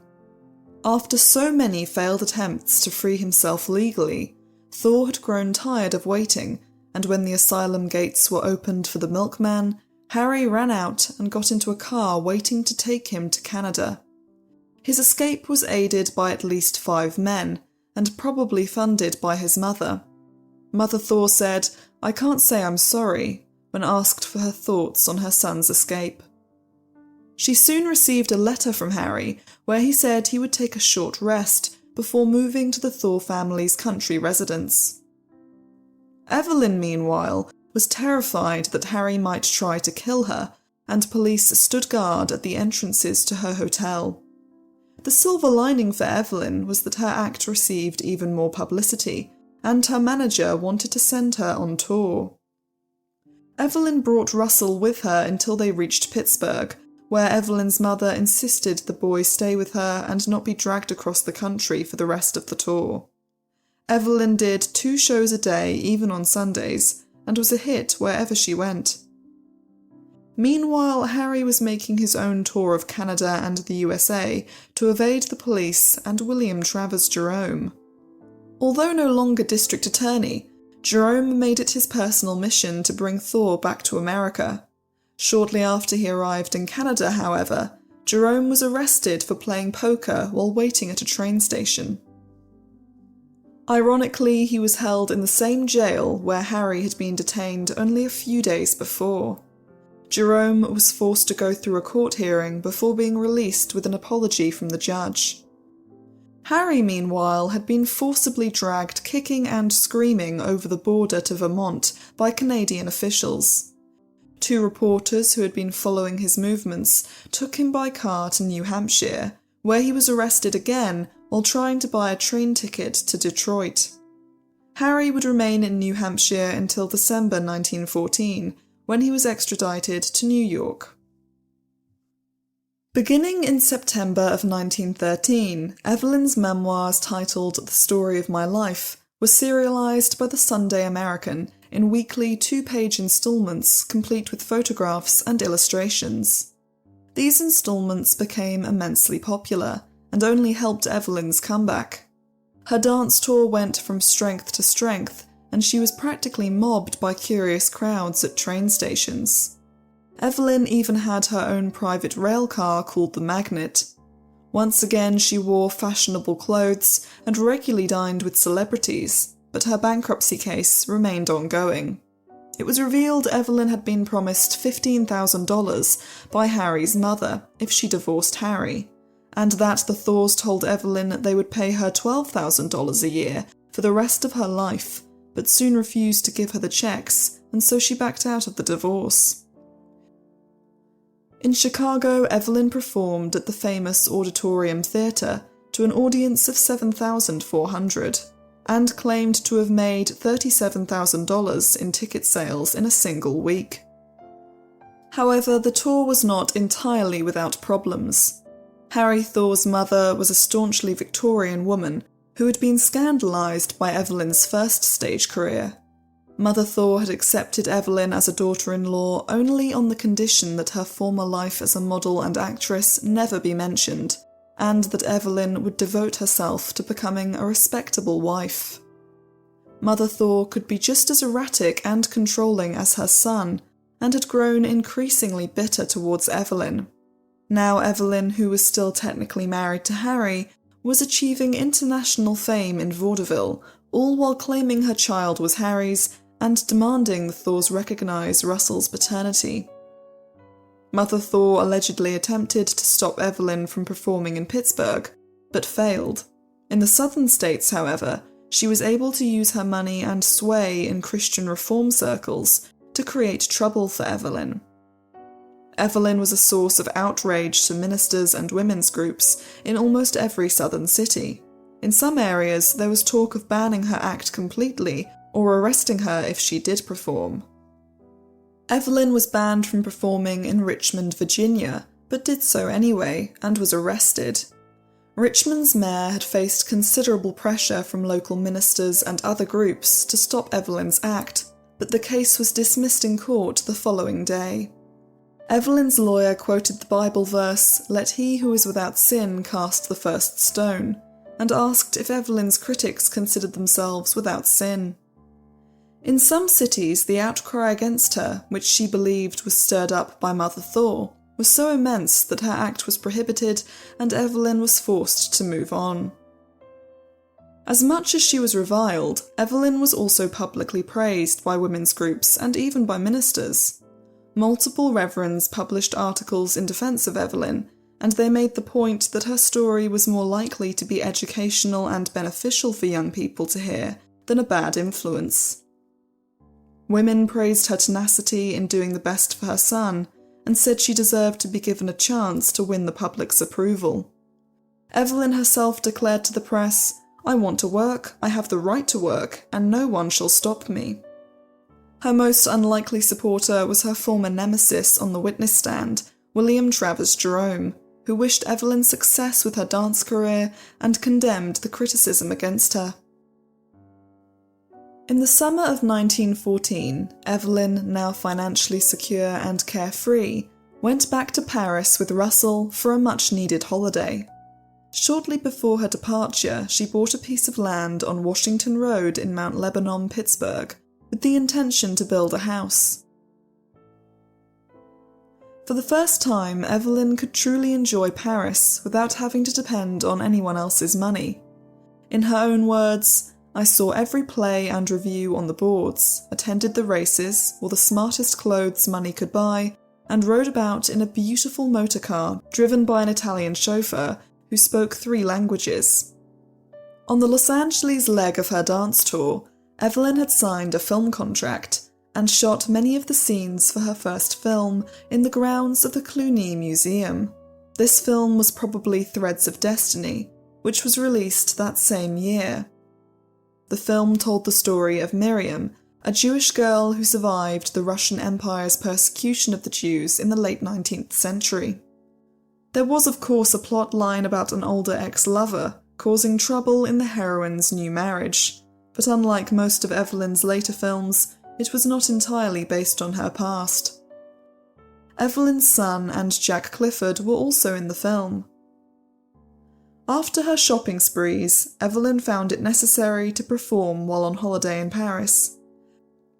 She danced to such acclaim that she decided to tour Europe, but the outbreak of World War I put a stop to those plans. Evelyn was forced to flee, and in the panic to get to her ship, she left a bag containing $60,000 worth of jewellery on a train, which is worth over $1 million today. Incidentally, another passenger on Evelyn's ship was Stanford White's wife. Once back in America, Evelyn finished making Threads of Destiny at the Lubin Company's film studio in Bettswood, Pennsylvania, before beginning her second dance tour. She and Jack Clifford debuted a new acrobatic dance, and Evelyn spent thousands of dollars on the best scenery and costumes from designer Madame Francis. Evelyn's company had reportedly grown to 75 people, and her costumes cost around $10,000, the equivalent to over $300,000 today. Meanwhile, after being extradited to New York in December of 1914, Harry Thaw was preparing for his latest sanity hearing. It was rumoured that Evelyn had agreed to testify in his favour in exchange for Harry recognising Russell as his son. But when Harry changed his mind, Evelyn refused to appear in court. Instead, she continued her holiday with Jack Clifford at his summer house on Lake Chateauguay in the Adirondacks. Evelyn was pictured with Jack and her son boating on the lake, and told reporters that Harry Thaw was still as mad as on the night of Stanford White's murder. When the sanity hearing commenced, Evelyn was subpoenaed but claimed to be too ill to travel to New York and was eventually held in contempt of court. On the 14th of July 1915, Harry Thaw was declared sane and cheered by a crowd of thousands as he took his first steps as a free man. Before setting off for Pittsburgh to see his mother, Harry declared he would be divorcing Evelyn. Evelyn gave reporters a scathing reply. "America's pet murderer is evidently still a cad. A fox may change its fur, but its habits never. Tell the man that I saved from the electric chair that all I ask from him is to leave me in peace to continue my stage career. I do not want his name, and I do not want any of his money." When she resumed touring, Thaw's lawyers attempted to serve Evelyn with divorce papers, but she refused to accept the documents and had them thrown out of the window. Harry formally denied paternity of Russell, and it was claimed that Jack Francis, the reporter who had helped Evelyn during her pregnancy, was the boy's real father. Evelyn continued to avoid process servers, but told the press she welcomed the divorce. "The Thaws have been the bane of my life," Evelyn said. "From the very beginning of my connection with Harry Thaw, luck has been against me, and I'm just superstitious enough to believe that I will never have any peace or happiness until I'm rid of him. I went to the brink of hell to save Harry Thaw from the electric chair, and what has he ever done for me? Nothing but ruin the best years of my life. All I ever got was condemnation from him and his family." In early 1916, the case briefly went to court. One of Evelyn's former maids testified that men had stayed the night at Evelyn's house in 1908, while Jack Francis's siblings said Russell was indeed Francis's son. Jack Francis himself denied paternity and was confused as to why he was even involved in the case. It was soon reported that Thaw had been granted an in-camera divorce, which meant the matter had been resolved privately outside of court. Evelyn had publicly declared she didn't have the money to go up against Thaw in court, and continued touring during the divorce proceedings. Years later, Evelyn learned that 14 of her acquaintances, including multiple former staff members, had been summoned by Harry's brother Josiah to sign an affidavit against Evelyn. They were all paid for their discreet cooperation, and one of Evelyn's former maids was able to buy 4 houses in Harlem from the deal. Thanks to this affidavit, Thaw was granted a private divorce without Evelyn's consent, and she received no money. After 11 years of marriage, on April 19, 1916, she was Evelyn Nesbit once more, and a month later became Evelyn Clifford. For the past 3 years, Evelyn had grown used to the constant presence of her dancing partner Jack Clifford as a reliable friend and source of support. In between touring, Evelyn and her son Russell spent their holidays at Clifford's summer house on Lake Chateauguay, and Clifford had become a father figure for Russell. This time Evelyn claimed to be marrying for love. Decades later, she admitted that physical attraction was the main reason she married Clifford. They were married in May of 1916 in Elkton, Maryland, before resuming their latest dance tour. They had been engaged for a countrywide tour by the United Booking Office, a company which had the monopoly on theatrical bookings at the time. Their show now included multiple singing duets and a solo song from Evelyn. The final dance concluded with Evelyn being swung around while holding on for dear life to Clifford's neck. When the tour concluded, the newlyweds settled down in a cosy red brick house on West 11th Street near Fifth Avenue in New York. In the autumn of 1916, it was reported that Evelyn had signed a contract to appear in films and would be paid between $40,000 to $50,000. The only thing that disturbed Evelyn's happiness was the news of Harry Thaw's latest sadistic scandal. Following his release, Harry had made a grand tour of America and was warmly received wherever he went. He was treated like the hero he believed himself to be, and happily posed for photos amidst excited crowds of fans. In some places, officials even gave him a tour of their city. It was reported that he spent $5,000 on clothes in one shopping spree alone, the equivalent to over $150,000 today. It was also reported that all the Thaw court cases put together had cost $1,800,000, $57.5 million today. Despite his own ludicrous spending and the extortionate sums of taxpayer money he had cost the state, Harry received shockingly little criticism, especially in comparison to Evelyn. Harry's mother had also financed a considerable amount of propaganda in her son's favour, and many people truly believed Harry was a hero for killing the man who had wronged his wife. If Harry had felt himself above the law and basic morality in his youth, now he had finally won his freedom, his sense of privilege and self-importance only increased. Beginning in late 1915, Harry had ingratiated himself with the family of a teenage boy called Frederick Gump, who was from Kansas City, Missouri, but who Harry had met in an ice cream shop in Long Beach, California. Thaw had kept up a correspondence with the boy, warning him not to show the letters to his parents, and in late 1916, Harry convinced Fred, who was 19 at the time, to come to New York. Thaw promised to enroll him in a good university and pay for his education. Fred arrived on Christmas Day 1916. After showing the teenager around New York, Harry took Fred back to the Hotel McAlpin, where he told the boy to take a bath. While Fred was in the bath, Harry came in wearing only a robe and holding a whip in his hand. He asked Fred if he was ready to become his slave, before mercilessly beating him. The violence only stopped when Fred agreed to be Harry's slave for the next 4 years, after which Harry instructed the boy to kiss his feet and hands, then his lips. He made Fred lie in bed with him, and when Harry fell asleep, Fred tried to escape but found the door was locked.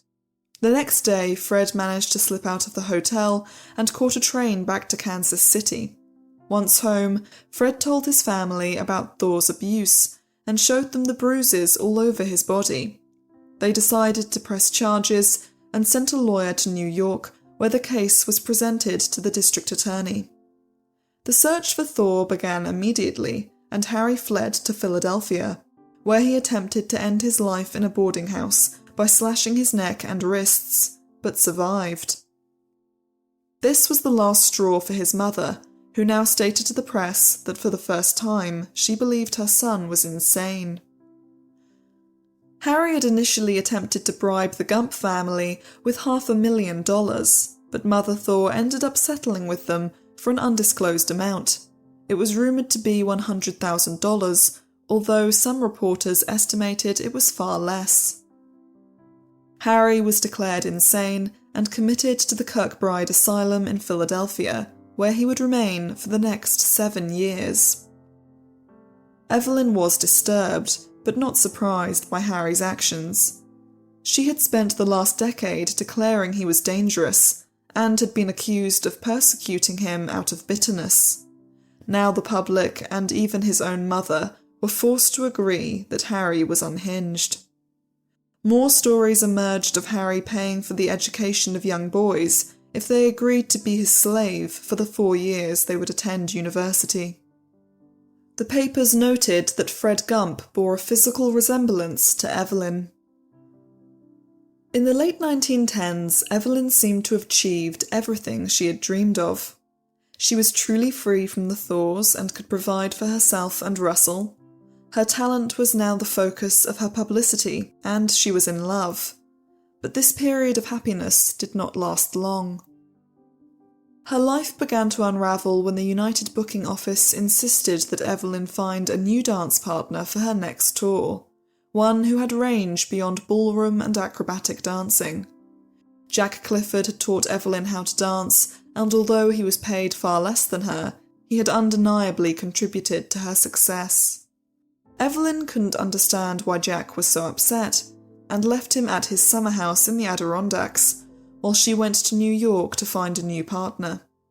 She chose Bobby O'Neill, and her act remained successful. Meanwhile, Jack tried to create his own vaudeville show with Agnes Dunn as a partner. As a show of goodwill, Evelyn paid a few $1,000s for the stage scenery, but Clifford's act was still a failure. Evelyn remained in New York to make 2 films for Russian-born studio executive Joseph Schenck, who was married to film star Norma Talmadge. Throughout his career, Schenck would discover multiple young stars. He was largely responsible for Talmadge's enormous success and helped launch the career of Marilyn Monroe.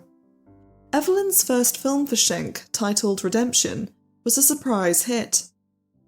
Released in May of 1917, it was originally intended to be shown for a few weeks, but was such a success that it was booked for over 1,000 days at theatres across the country. It was shown to capacity audiences, with hundreds being turned away at almost every theatre, and was significant in reforming Evelyn's public image. Although her actual first film, Threads of Destiny, had enjoyed some success, Redemption was billed as Evelyn's first movie, and its highly autobiographical plot guaranteed the public's curiosity.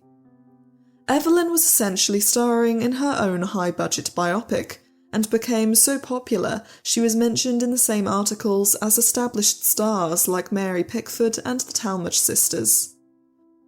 Redemption tells the story of Alice Loring, played by Evelyn, a former actress who at the start of the film is happily married and a mother to a young son, played by Evelyn's own son Russell. Alice's life begins to unravel when her former lover, an architect, comes back into her life and persistently tries to renew their affair.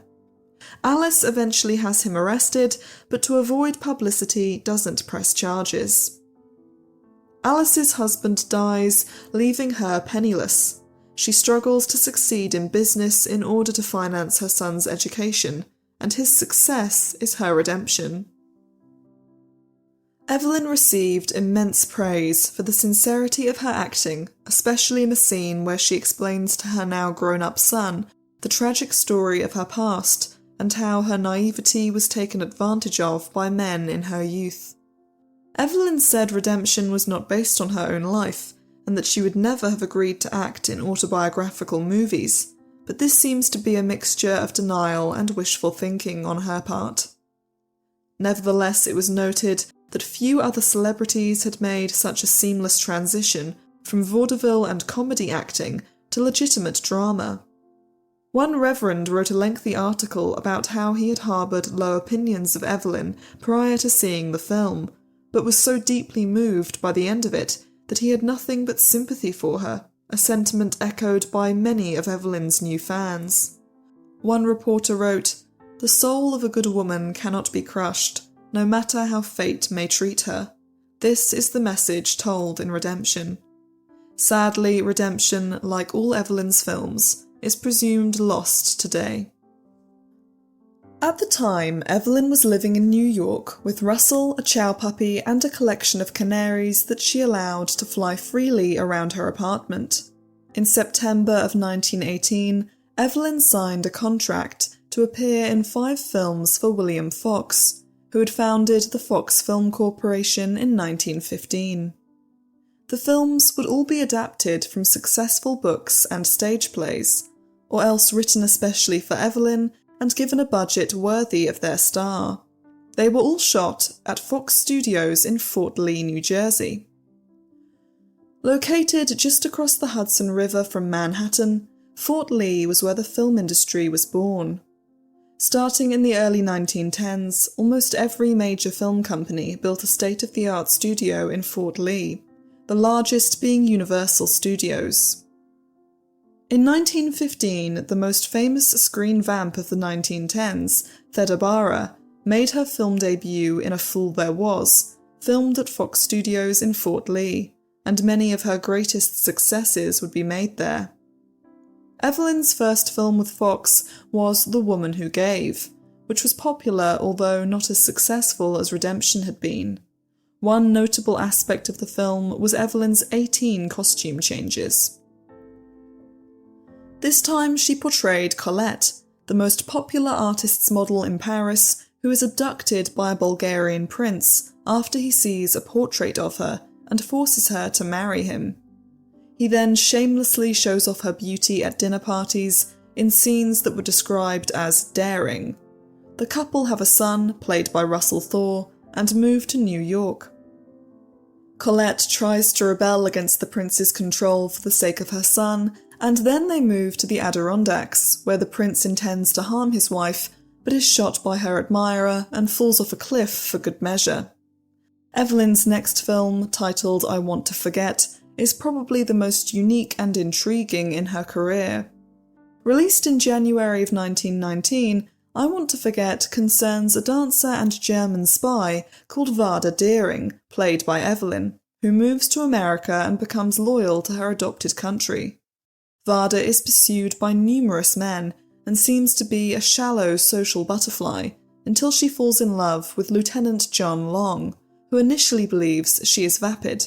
He eventually falls in love with her, but is called away on a diplomatic mission.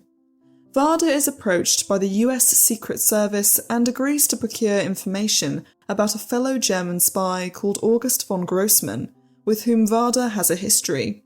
Grossmann threatens to reveal her past unless she accepts his amorous attentions, which she does in order to gather information. John discovers Varda and Grossmann together and presumes they are having an affair, but all is revealed after Varda and John break into the German spy headquarters together, and Varda explains the whole story.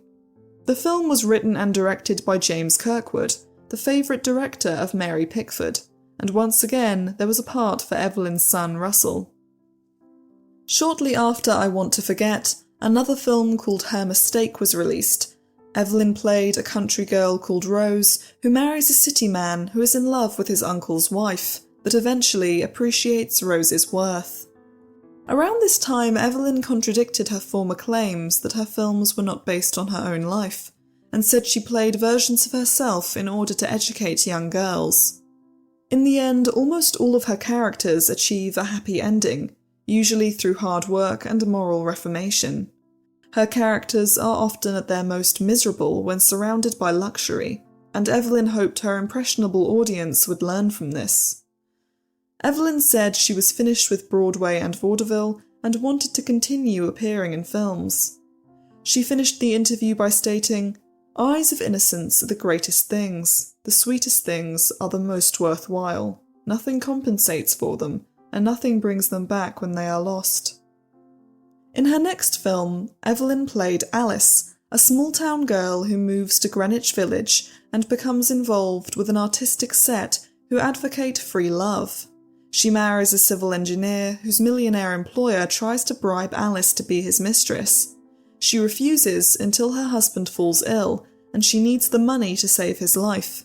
However, when her husband learns how she got the money, he divorces Alice, forcing her to return to her small town, where her reputation results in ostracization.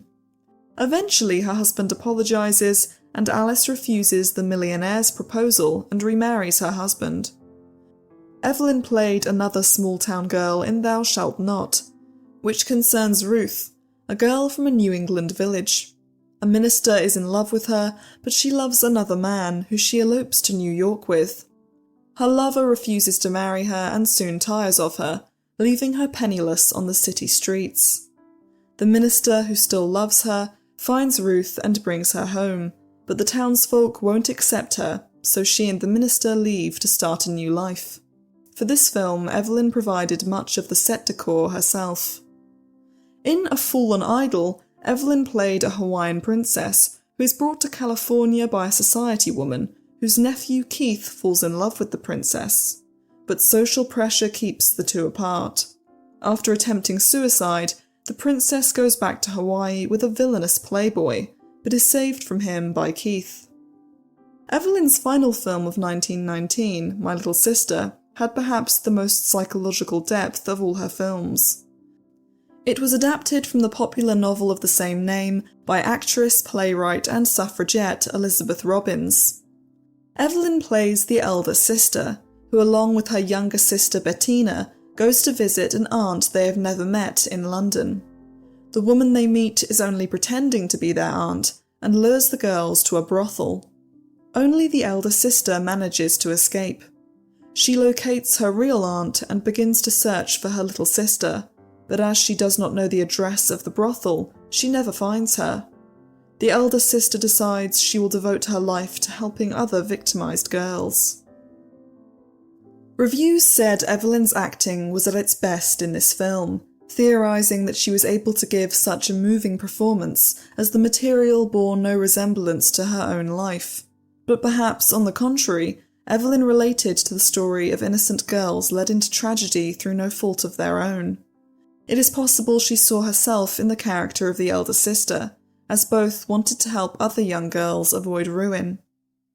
Evelyn's last film was released in 1922, titled The Hidden Woman. Evelyn plays a wealthy high society girl called Anne.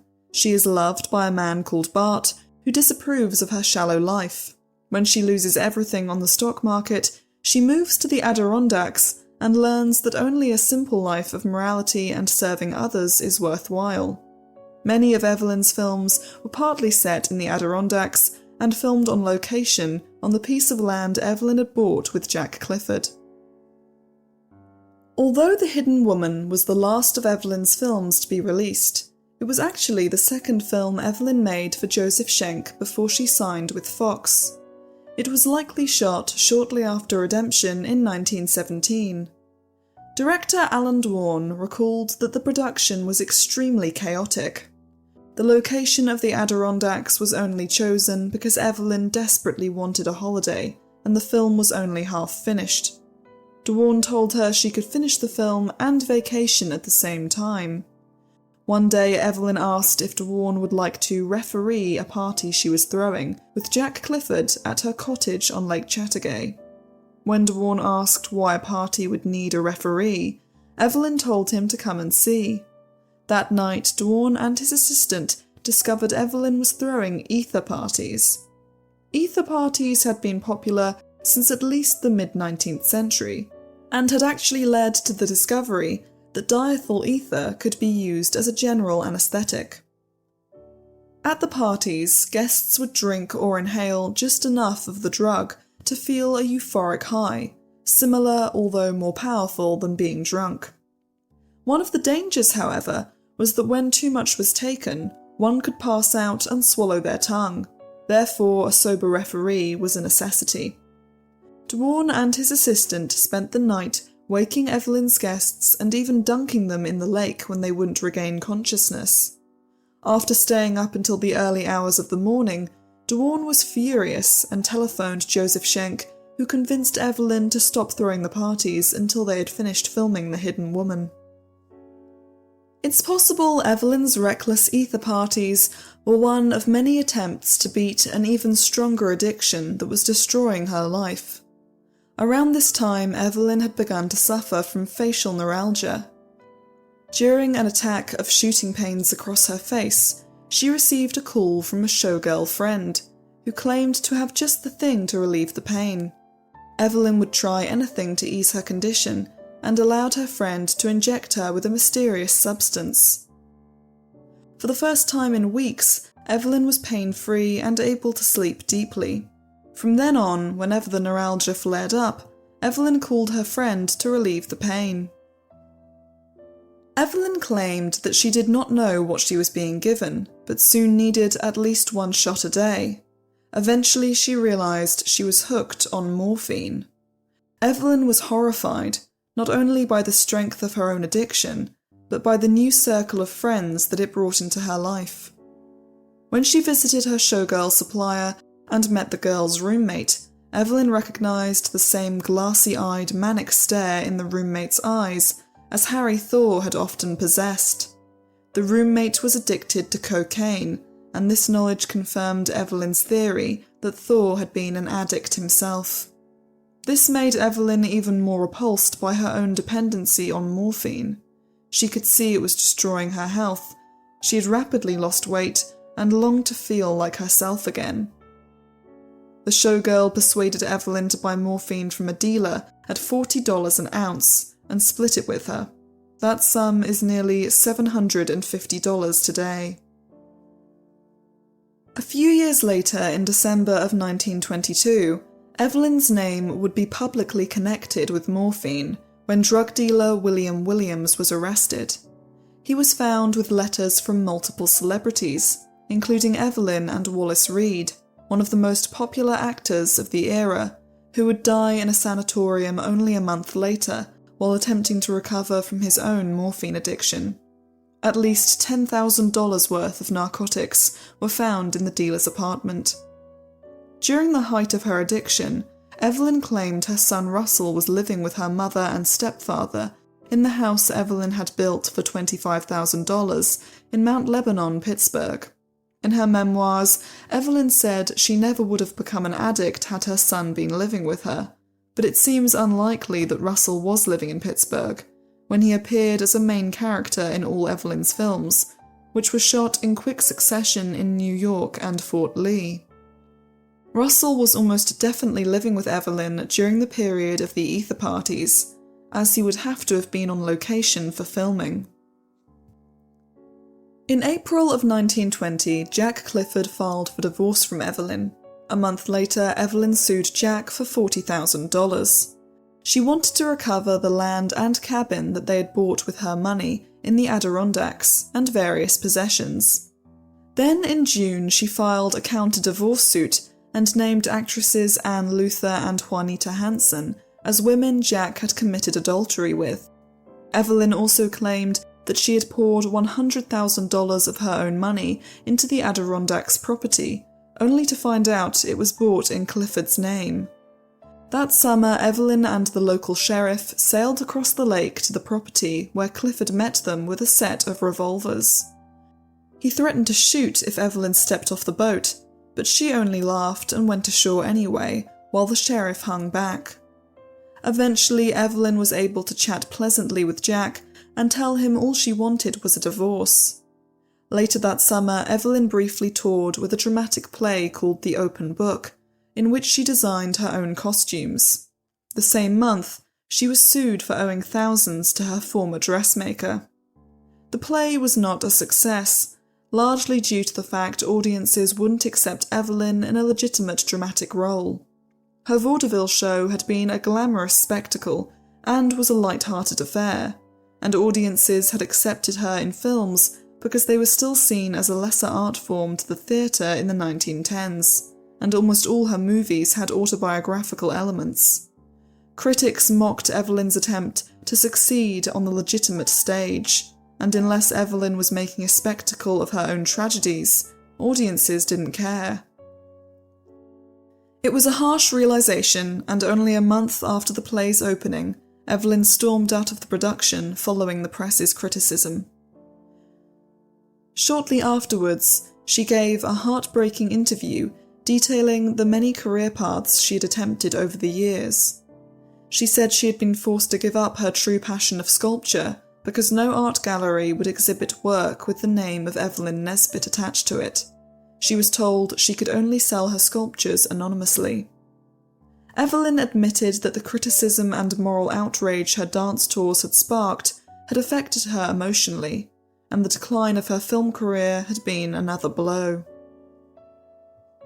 Evelyn said, "Unfortunately, I was born with a pretty face, and it gave me honourable employment as a photographer's model to be sure, but it also brought that human vulture Stanford White into my life. I thought the world would forgive me and let me into its confidence if it saw that I intended to live down my past. I have honestly tried to make good in the public eye, but whatever I do, wherever I go, whoever I love and whoever loves me, the spectre of Stanford White and his studio, and the swing in which he rocked me, the shot fired by Harry Thaw, and the grueling to which District Attorney Jerome subjected me, these things stare at me from every vantage point and every step I take to live down the past. There seems to be no mercy for me, no letting bygones be bygones. Must I go through life with the names of Stanford White and Harry Thaw written indelibly on my forehead? Evelyn admitted her past had ultimately destroyed her marriage to Jack Clifford, and finished the interview by saying, "What can I ever do? How much more must I suffer? What atonement can I render unto the world to make it believe in me, trust me, and forgive me?" It is heartbreaking to consider that the forgiveness Evelyn was begging for was ultimately forgiveness for having been assaulted at 15, entering into an abusive marriage at 19, and being faced with unprecedented public humiliation on the witness stand at only 22. To finish the miserable year of 1920, Evelyn took her brother Howard to court for refusing to give her the $390 he had made from the sale of her diamond ring.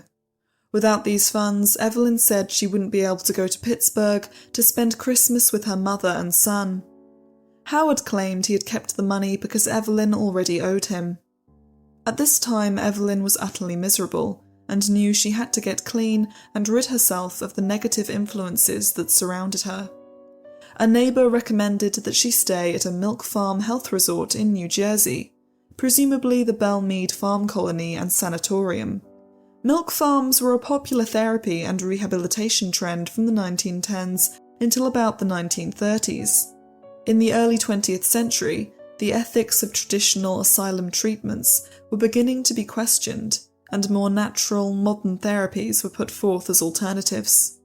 Patients suffering from addiction, trauma, or mental illness would stay at a milk farm for around 6 weeks and live on a diet of entirely dairy products, mostly milk, yogurt, and cream. This, combined with farm and housework, was meant to calm and rejuvenate the patients. Evelyn felt her health improve and was able to reduce her morphine intake to a small daily dose, but she could not beat the addiction entirely. While at the farm, Evelyn devoured every book she could find on psychology, addiction, and the nervous system. She learned that opiate addiction was among the hardest to beat, and former addicts had the highest chance of relapse. While at the milk farm, Evelyn also thought of a new business venture, opening a tea shop. As soon as she returned to New York, she began working on the Evelyn Nesbit Specialty Food Shop, located at 235 West 52nd Street. The 4-story building had an apartment at the top, which Evelyn moved into. To finance the shop, Evelyn approached a jeweller with gangster affiliations called Sam Sheps for a loan. Evelyn gave him 2 pieces of her jewellery, which had a combined value of about $6,000 as collateral. In return, Sam gave Evelyn only around $1,500 in cash. This was less than half of the money needed to furnish the shop, so Evelyn went to dressmaker Madame Francis, who had designed Evelyn's dancing costumes, and to whom she still owed thousands of dollars. Madame Francis agreed to get the jewels back from Sheps and finance the rest of the loan. In the end, Evelyn never got her jewels back, and Madame Francis gave her only just enough to start the shop. Evelyn decorated her establishment in an Easton theme, with paintings of geishas on the walls, and used her own wedding silver for plates and cutlery. She planned to sell homemade deep dish apple pie from a recipe Evelyn claimed had not been replicated since 1861, and southern ice cream, as well as the usual beverages and special lunches and dinners. Meanwhile, hoping to find grounds for a divorce, the out-of-work Jack Clifford had moved across the street and began to spy on Evelyn. As she lived alone, shortly before the shop was set to open, Evelyn asked Jackie, a young and gay employee of hers, to sleep on her couch so she would feel safer. Jack Clifford noticed a man was staying at Evelyn's apartment and broke in one night with a group of witnesses. Instead of catching Evelyn in the act of adultery, Clifford scared Jackie half to death, and the boy dramatically fainted. Clifford's friends laughed and told him he would not be getting a divorce this way, and he remained married to Evelyn until 1933. The shop opened on May 1st, 1921, and was initially a success. Evelyn's Broadway friends came to support her, and many people visited just to meet the famous Evelyn Nesbit. However, Evelyn found it difficult to shake the seedy characters she had met through her addiction, some of whom she owed money. And aside from a few trustworthy waitresses, many of Evelyn's employees stole from her. On one occasion, a member of staff left the shop open so it could be robbed of $200 worth of goods, and Evelyn's safe was broken into twice, once for $400 and only 2 weeks later for $700. In one of the robberies, among the missing items were several cases of Burgundy wine, leading one to suspect Evelyn was breaking prohibition laws. It's likely Evelyn had come into contact with the mob by this time, and perhaps she failed to pay them after such a setback. Whatever the case, Evelyn tried to flee her apartment one night after seeing a group of men below her window, but she met them on the stairs. They pushed her against the wall and told her she should go back upstairs, to which Evelyn replied that she couldn't because there was a fire. This quick thinking allowed Evelyn just enough time to run, and she managed to find a policeman on the street outside. When the men were apprehended, they were confirmed to be gangsters with long criminal records. Evelyn was so far behind on her rent that she was forced to auction a large number of her possessions to raise money. She earned $16,000, but only 2 days after the auction, when the money had not yet reached her, she was faced with eviction. According to the newspapers, just as she was about to be thrown out of the building, Evelyn attempted to overdose on morphine. She confirmed to reporters that she had attempted to end her life, and the real story was only revealed in her 1934 memoirs. Evelyn's showgirl morphine supplier didn't want to go to the trouble of filling multiple syringes, so she filled one syringe with enough morphine for at least 6 people.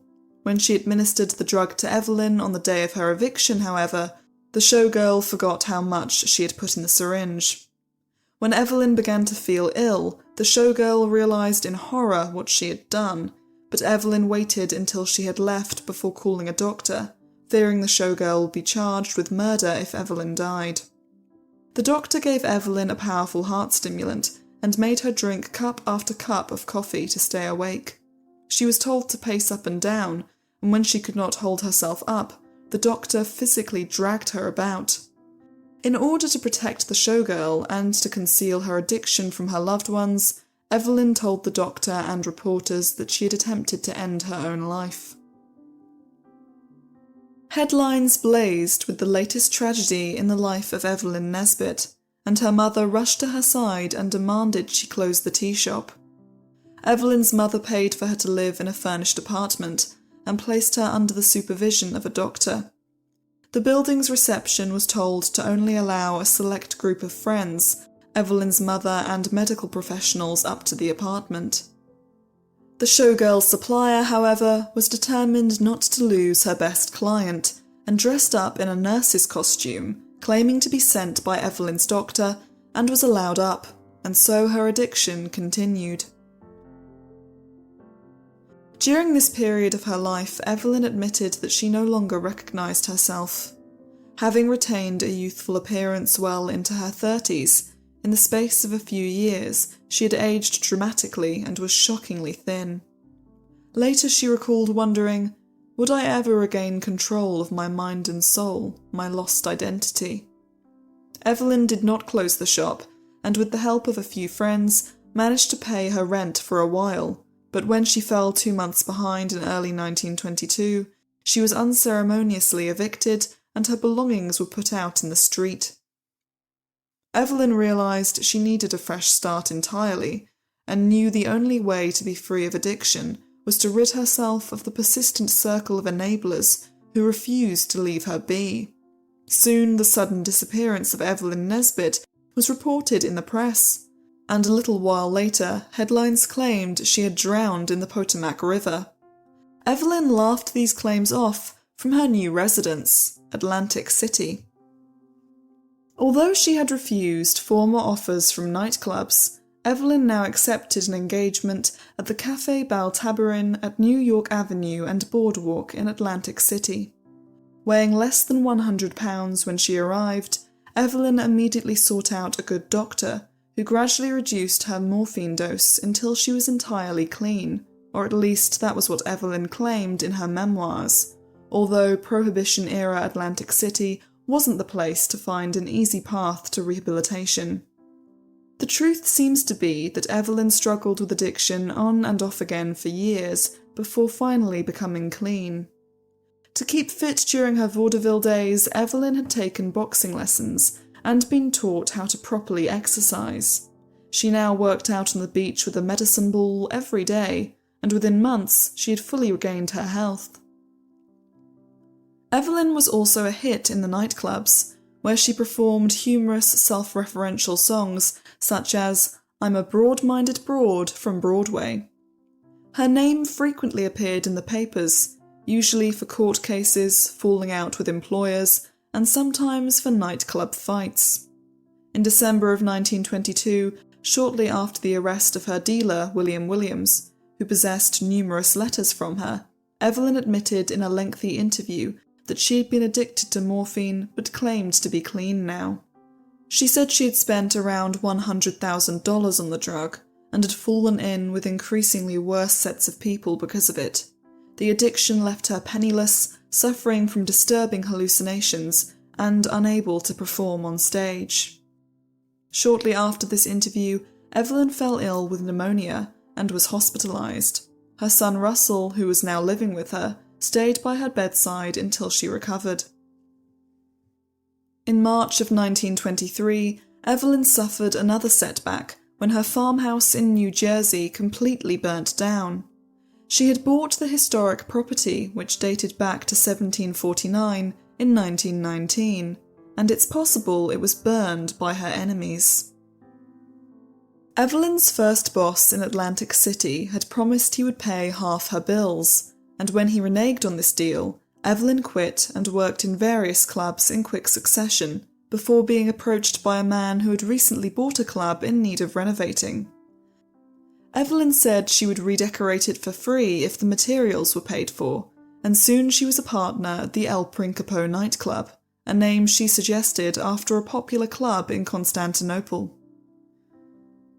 It was such a success that rival clubs began to sabotage El Principo. One night it was raided for alcohol, and whiskey bottles were found behind the bar. Evelyn thought they must have been planted there, as she would never have stored the alcohol in such an obvious place. Evelyn and her business partner were dragged down to the city hall, but were soon released on the orders of the city boss Enoch Johnson, who happened to be one of El Principo's customers. Evelyn disapproved of her business partner's shoddy accounting and the seedy company he kept, and soon left El Principo when she received a $750 a week offer from another club. She moved on from there when she was offered $1,000 a week by a club in Detroit. That sum translates to over $18,500 today.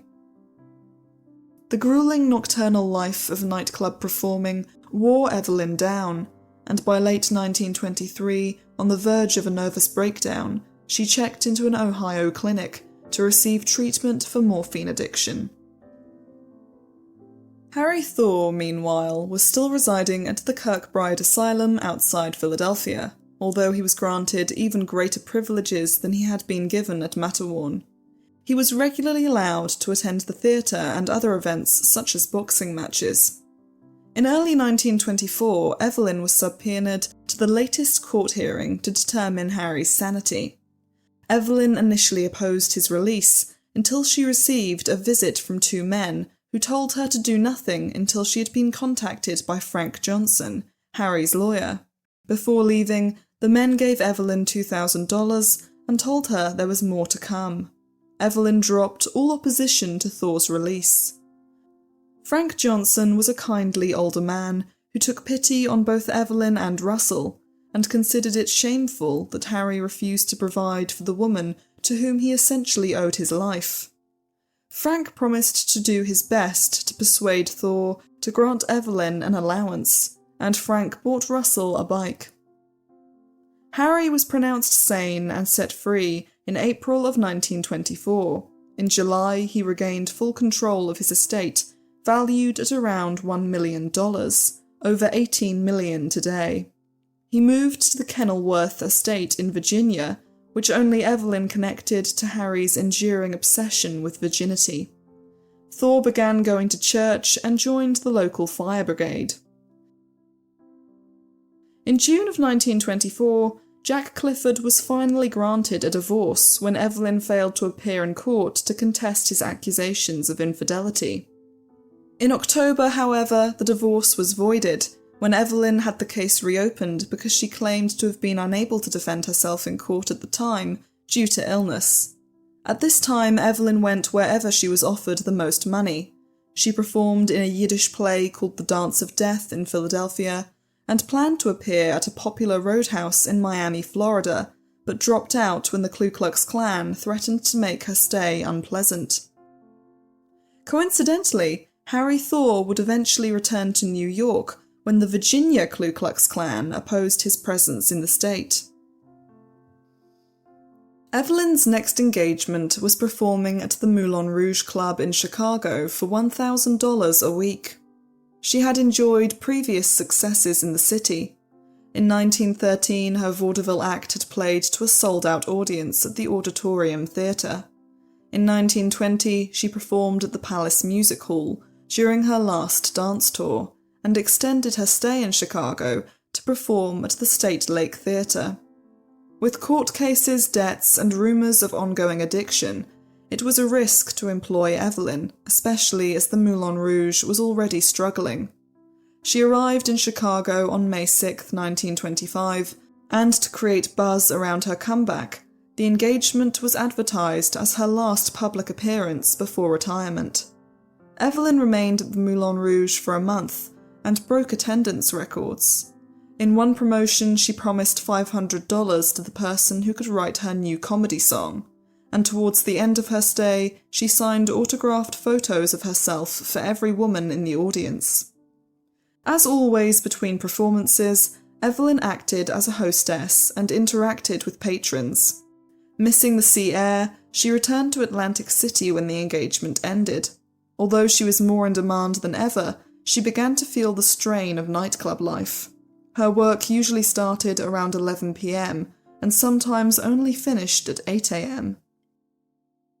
As well as the physical strain of her nocturnal schedule, Evelyn found the nightclub atmosphere depressing.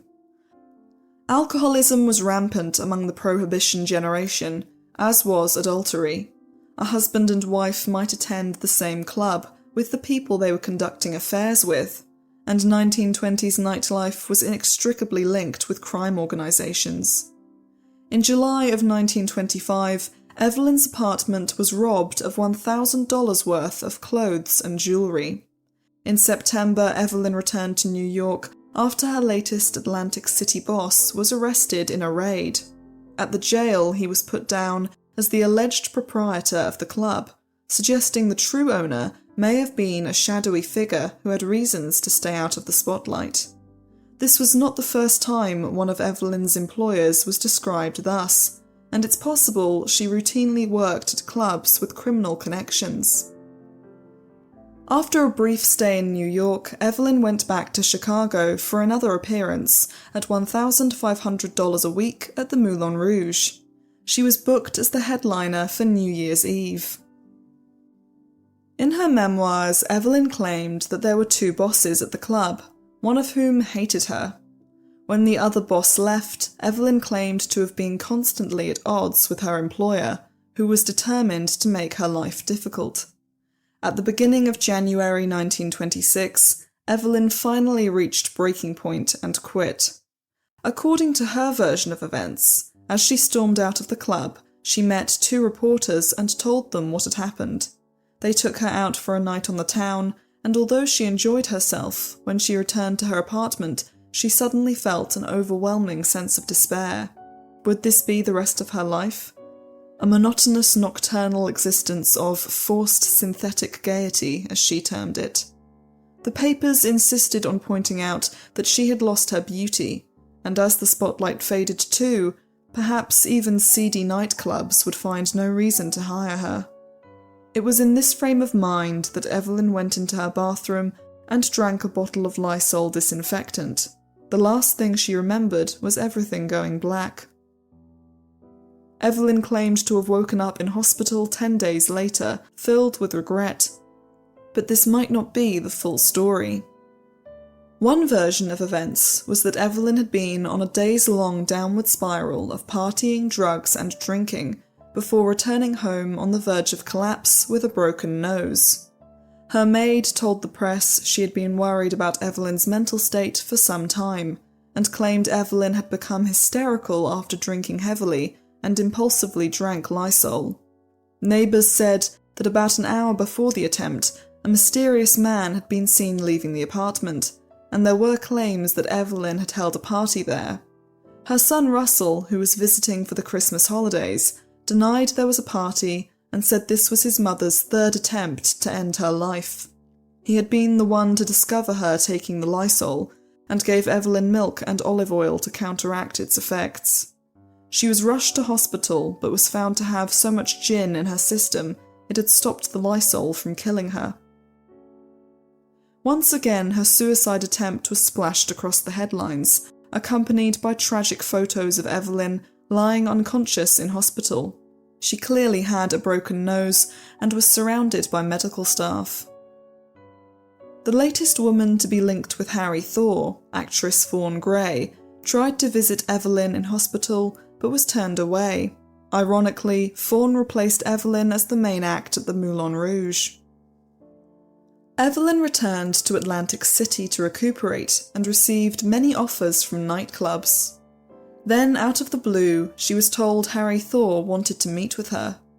Despite her misgivings, when Evelyn had dinner with Harry and his lawyer in Philadelphia, everything went smoothly. One night not long afterwards, Harry appeared in Evelyn's club and was once again pleasant. A few weeks later, he gave Evelyn $2,000. At the time, Russell was attending boarding school, but spent every weekend with his mother. When he finally met his father, Russell was polite but disinterested in Harry. In May of 1926, Russell made headlines when it was claimed he had run up a significant hotel bill in Chicago and left without paying. By this time, Russell had returned to boarding school, and Evelyn claimed someone had used his name as a joke. She was furious, and the papers noted that she often went out to dinners with Harry Thaw during this time. There were rumours the two would remarry, and at the very least Harry seemed to be taking steps towards some kind of co-parenting relationship. Harry offered to buy Evelyn a house of her choosing and give her $300 a month for life so that she could retire, which is worth nearly $5,500 today. Evelyn was thrilled and immediately picked out a bungalow in Atlantic City that needed some renovations. When the renovators heard Harry Thaw was paying, they increased their fees, which aggravated Harry so much he refused to pay. Evelyn abandoned that house and chose another a few miles outside of the city.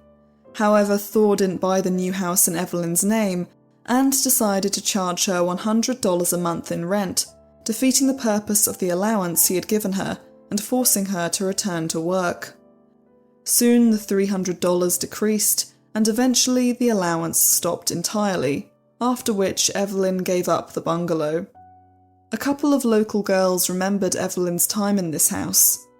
They heard whispers of Evelyn's notoriety and thought she was still beautiful and glamorous in her early 40s. When they finally worked up the courage to speak to her, she was kind and gave them cookies. The girls never told their parents they had been in her house, as Evelyn was still considered a scandalous figure in the community. In the summer of 1926, Evelyn released an updated story of her life, serialised in the newspapers and sometimes referred to as her deathbed confessions, written shortly after her suicide attempt. By this time, Evelyn had become a master of spinning her own narrative, either to protect herself or stir publicity and boost her waning career. These recollections stand out, as Evelyn gives a different version of some events to her other memoirs. Instead of praising Stanford White as her one true love, Evelyn said, "I do not know to this day whether I ever really cared for Stanford White. Perhaps there was too great a disparity in our ages. I only know that he held a strange fascination for me, and I found myself going to him with all my problems." Evelyn always claimed in both memoirs and in every interview that her mother had loathed Harry Thaw, but here she admitted her mother had encouraged Thaw's proposals and chastised Evelyn for being rude to Harry. She also claimed her mother had realised Evelyn had feelings for Stanford White, although Evelyn's mother did not think those feelings had been reciprocated. A month after Evelyn's life story was serialised, Harry released his own garbled memoir titled The Traitor. Most people assumed it referred to either Evelyn or Stanford White, but in fact, the traitor in Harry's view was Louis Delafield, the first lawyer hired to represent Harry after the murder. Delafield had been fired within weeks because he wanted Harry to plead insanity. As for Stanford White, Harry wrote that he had his good points, and admitted that after murdering Stanford, Harry had prayed the architect would go to heaven. Harry financed the publication of The Traitor himself, and it was a colossal failure with thousands of copies unsold.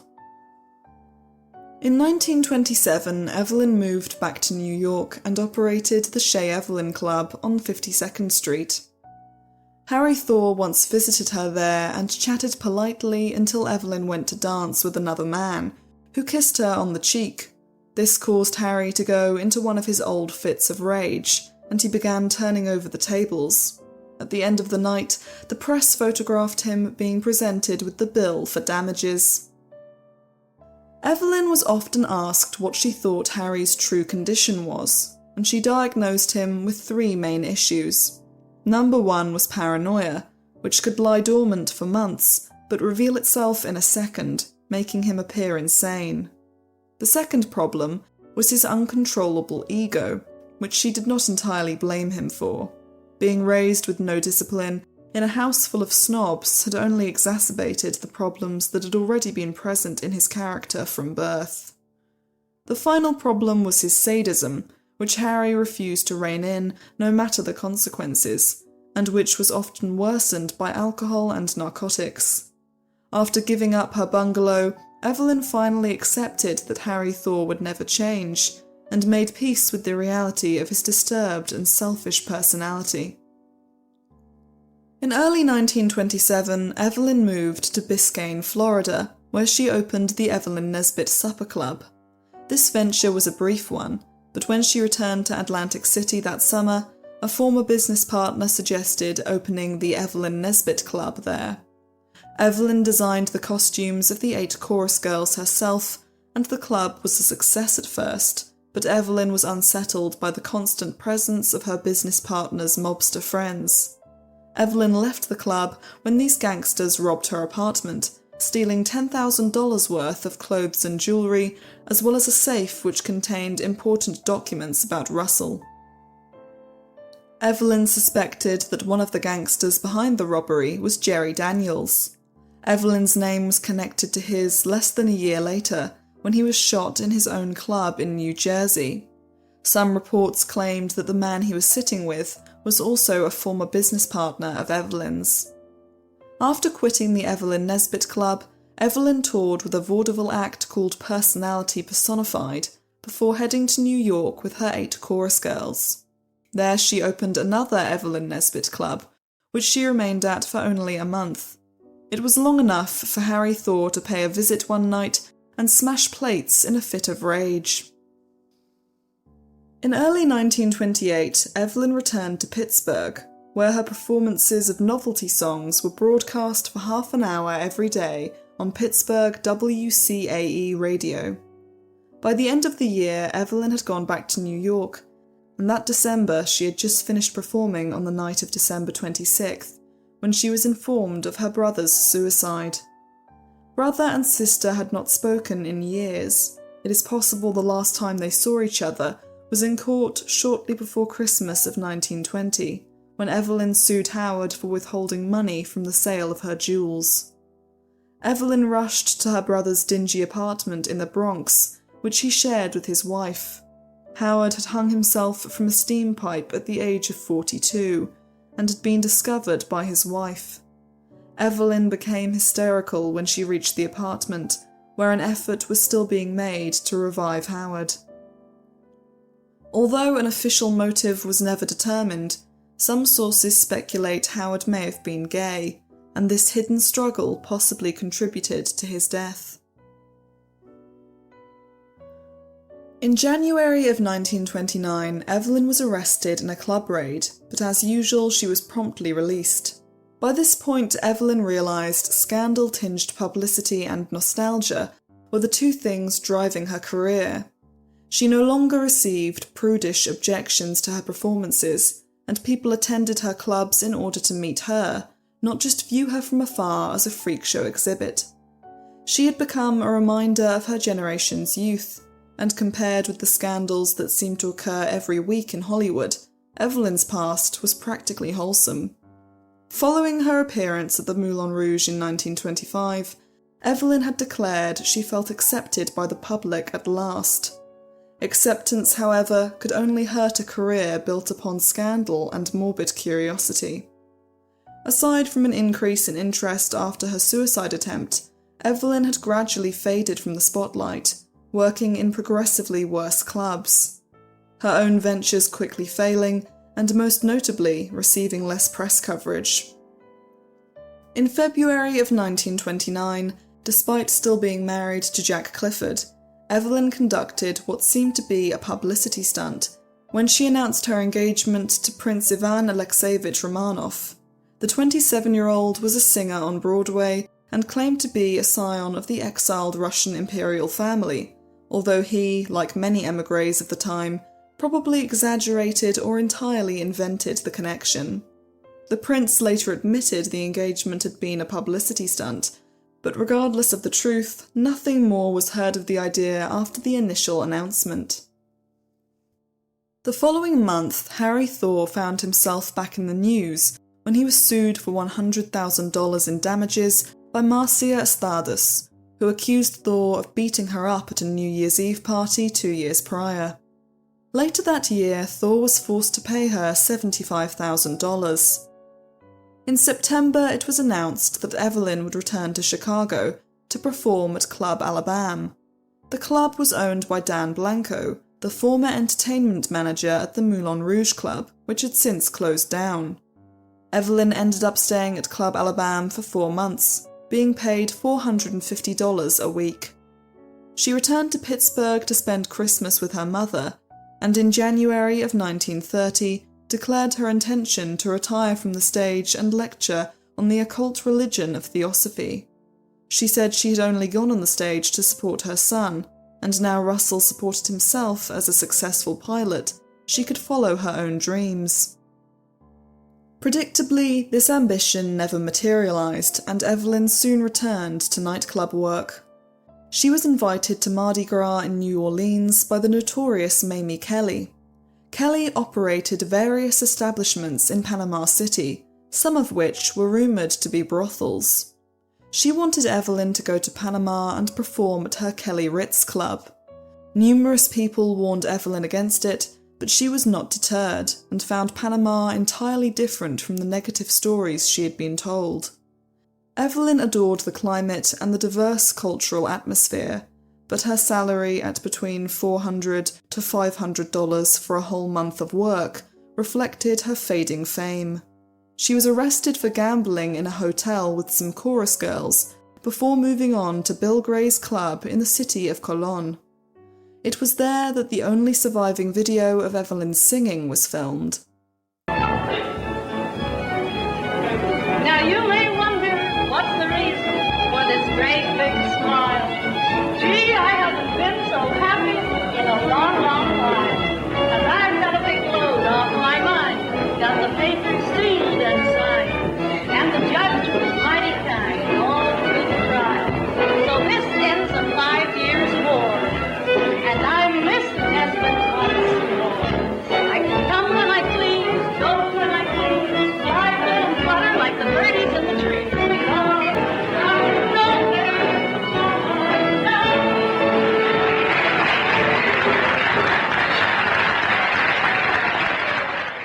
Evelyn told the press that she would like to retire upon her return to America.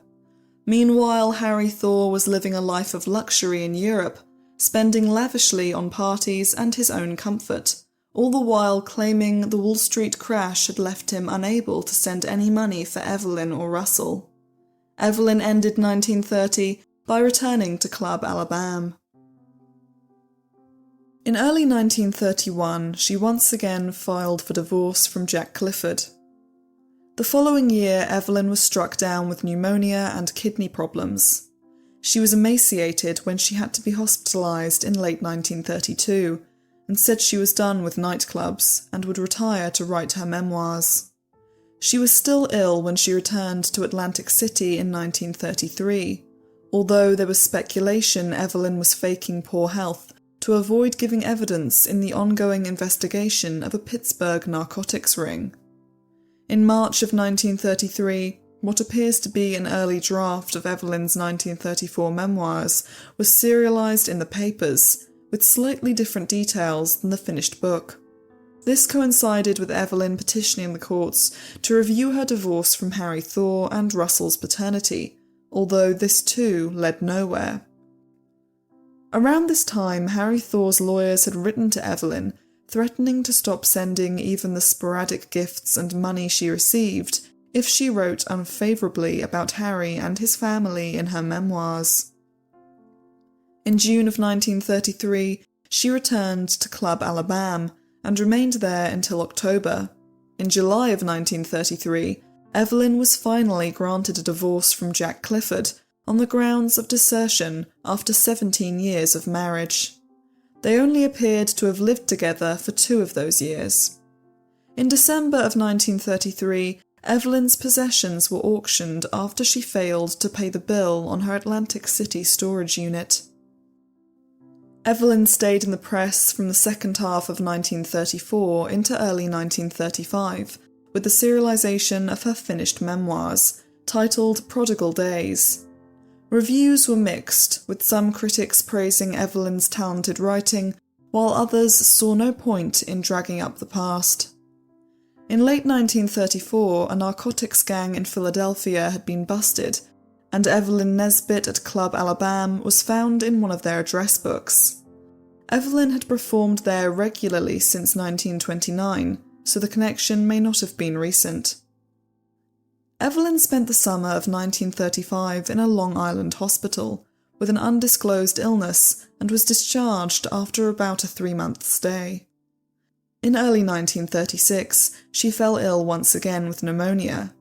Her physically demanding nocturnal lifestyle, coupled with almost constant travel and alcohol and drug abuse, had worn Evelyn down, but she was still forced to work. She claimed to be in her early 40s, but was actually around 50. In July of 1936, Evelyn's son Russell Thaw married Catherine Emily Roberts. In 1937, Evelyn was reported as singing in a Brooklyn cabaret, and in June of that year, she staged what was reported as a big comeback when she accepted an engagement at the Wivel restaurant in 54th Street, Manhattan, famous for its 100 kinds of Swedish hors d'oeuvres.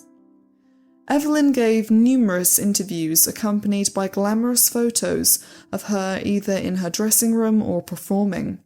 She claimed to have returned to nightclubs because she was bored of sitting around at home and was glad to sing if it brought people joy. She claimed she did not dwell on the past, but of course the reporters wanted to know about it. Evelyn said Stanford White was a fine man. His only fault in her view was a love of youth, or more accurately, young girls. Evelyn said that if the tragedy had occurred in the 1930s, people would surely have been kinder to her. Evelyn explained that she had been so young during the murder trials that she had no mind of her own and felt obligated to support her husband.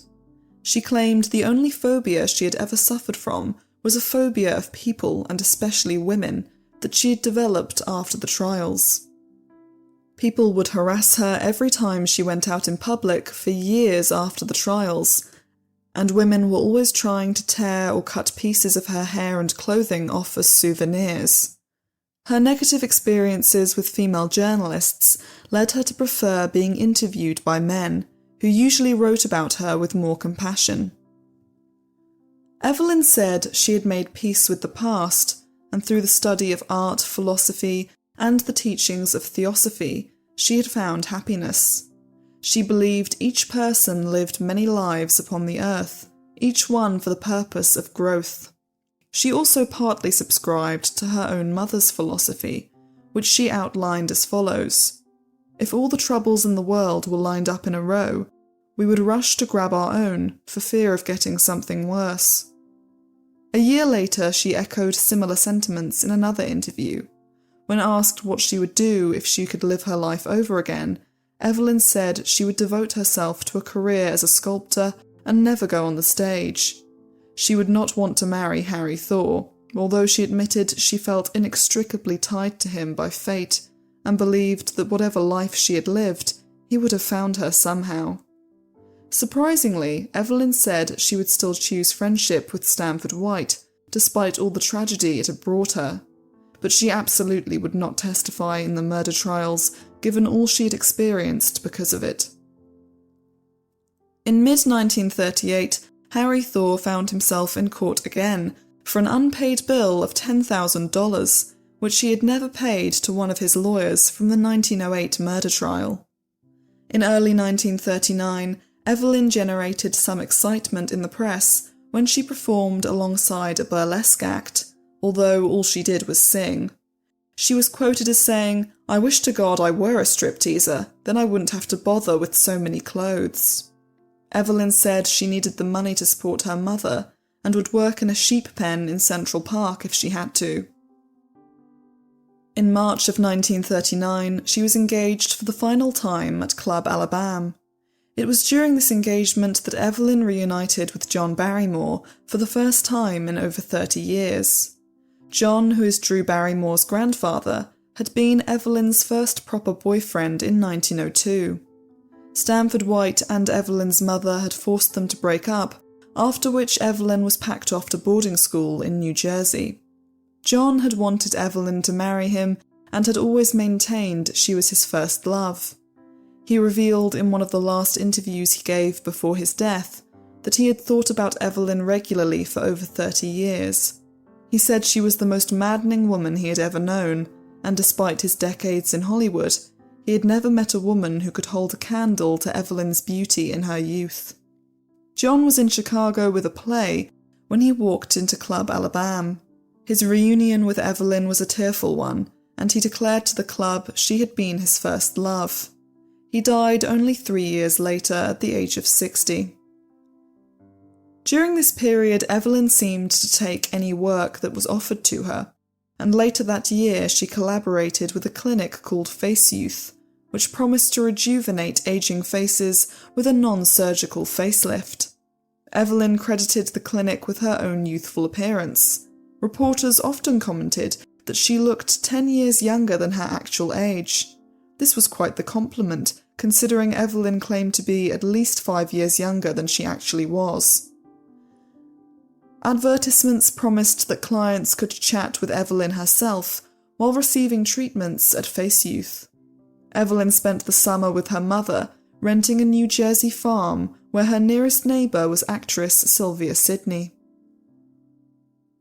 In early 1940, Evelyn was hospitalised again with gallbladder problems. In December of 1940, Russell Thaw's wife sued for $400 a month in financial support, claiming he was cruel to her before deserting her completely. They divorced in July of 1941. Meanwhile, Evelyn quietly faded into retirement in the early 1940s. She officially announced her retirement following her mother's death at the age of 80 on the 14th of March 1944. In 1945, Evelyn was briefly connected to another murder case when 2 men broke into the Park Avenue home of textile executive Albert E. Langford and shot him while his wife was in the next room. Despite her reduced circumstances, Evelyn still mixed in wealthy circles and was questioned due to her friendship with the couple. The case was never solved. Evelyn remained in New York until Harry Thaw's death at the age of 76 on the 22nd of February 1947. At the time, it was not Evelyn but her Belgian Griffon dog Hedy who had gone on the stage. The dog was paid between $16 to $20 a day to be in a play called Street Scene by Elmer Rice.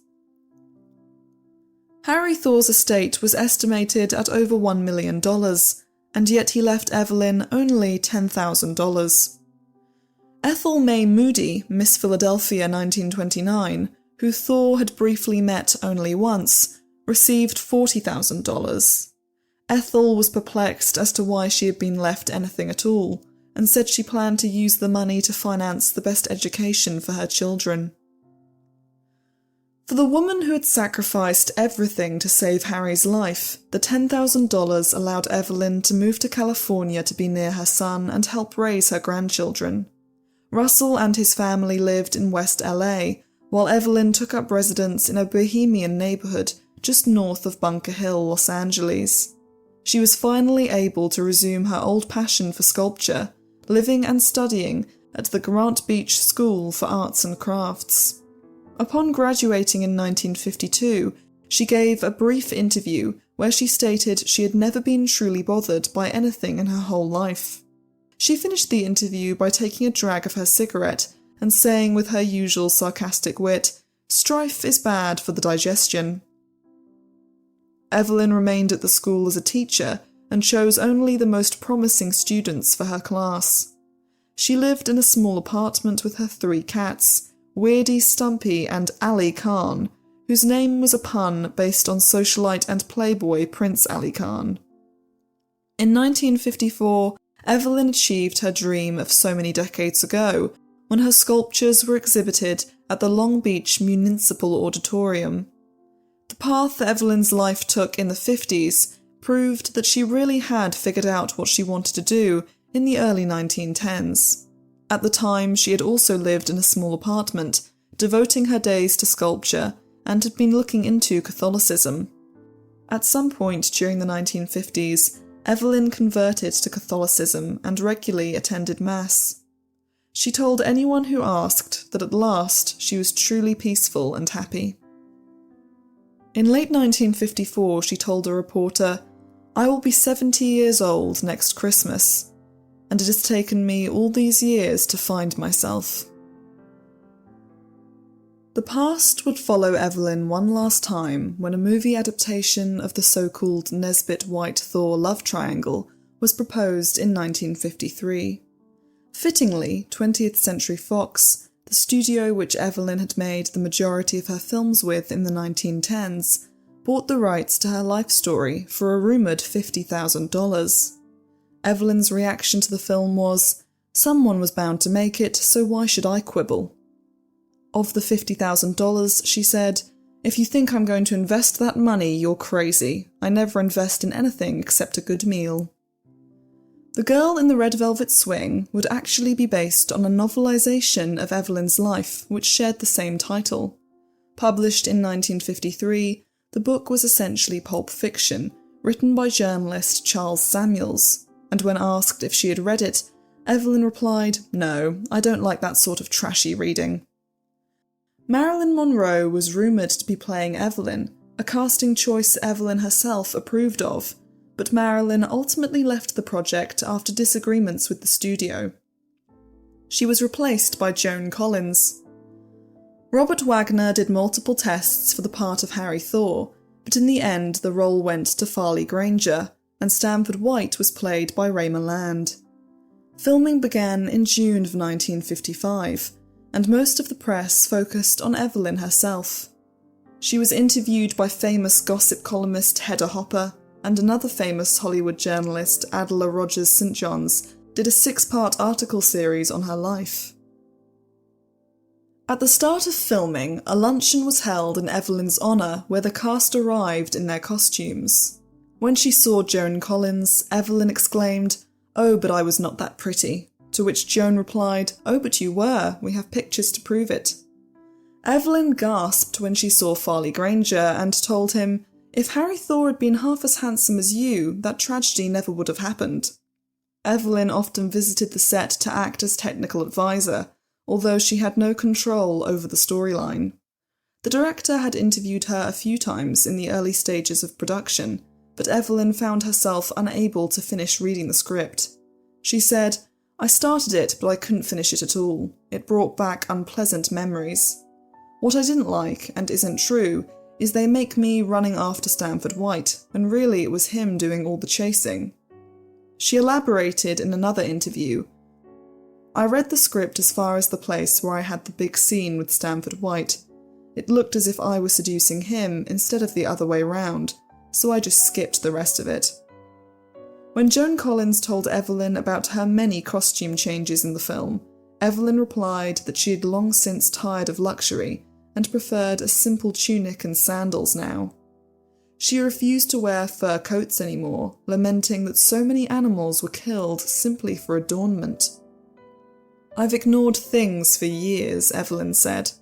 "Cars, jewels, clothes, houses, they mean nothing to me." All she cared about was her work and her family.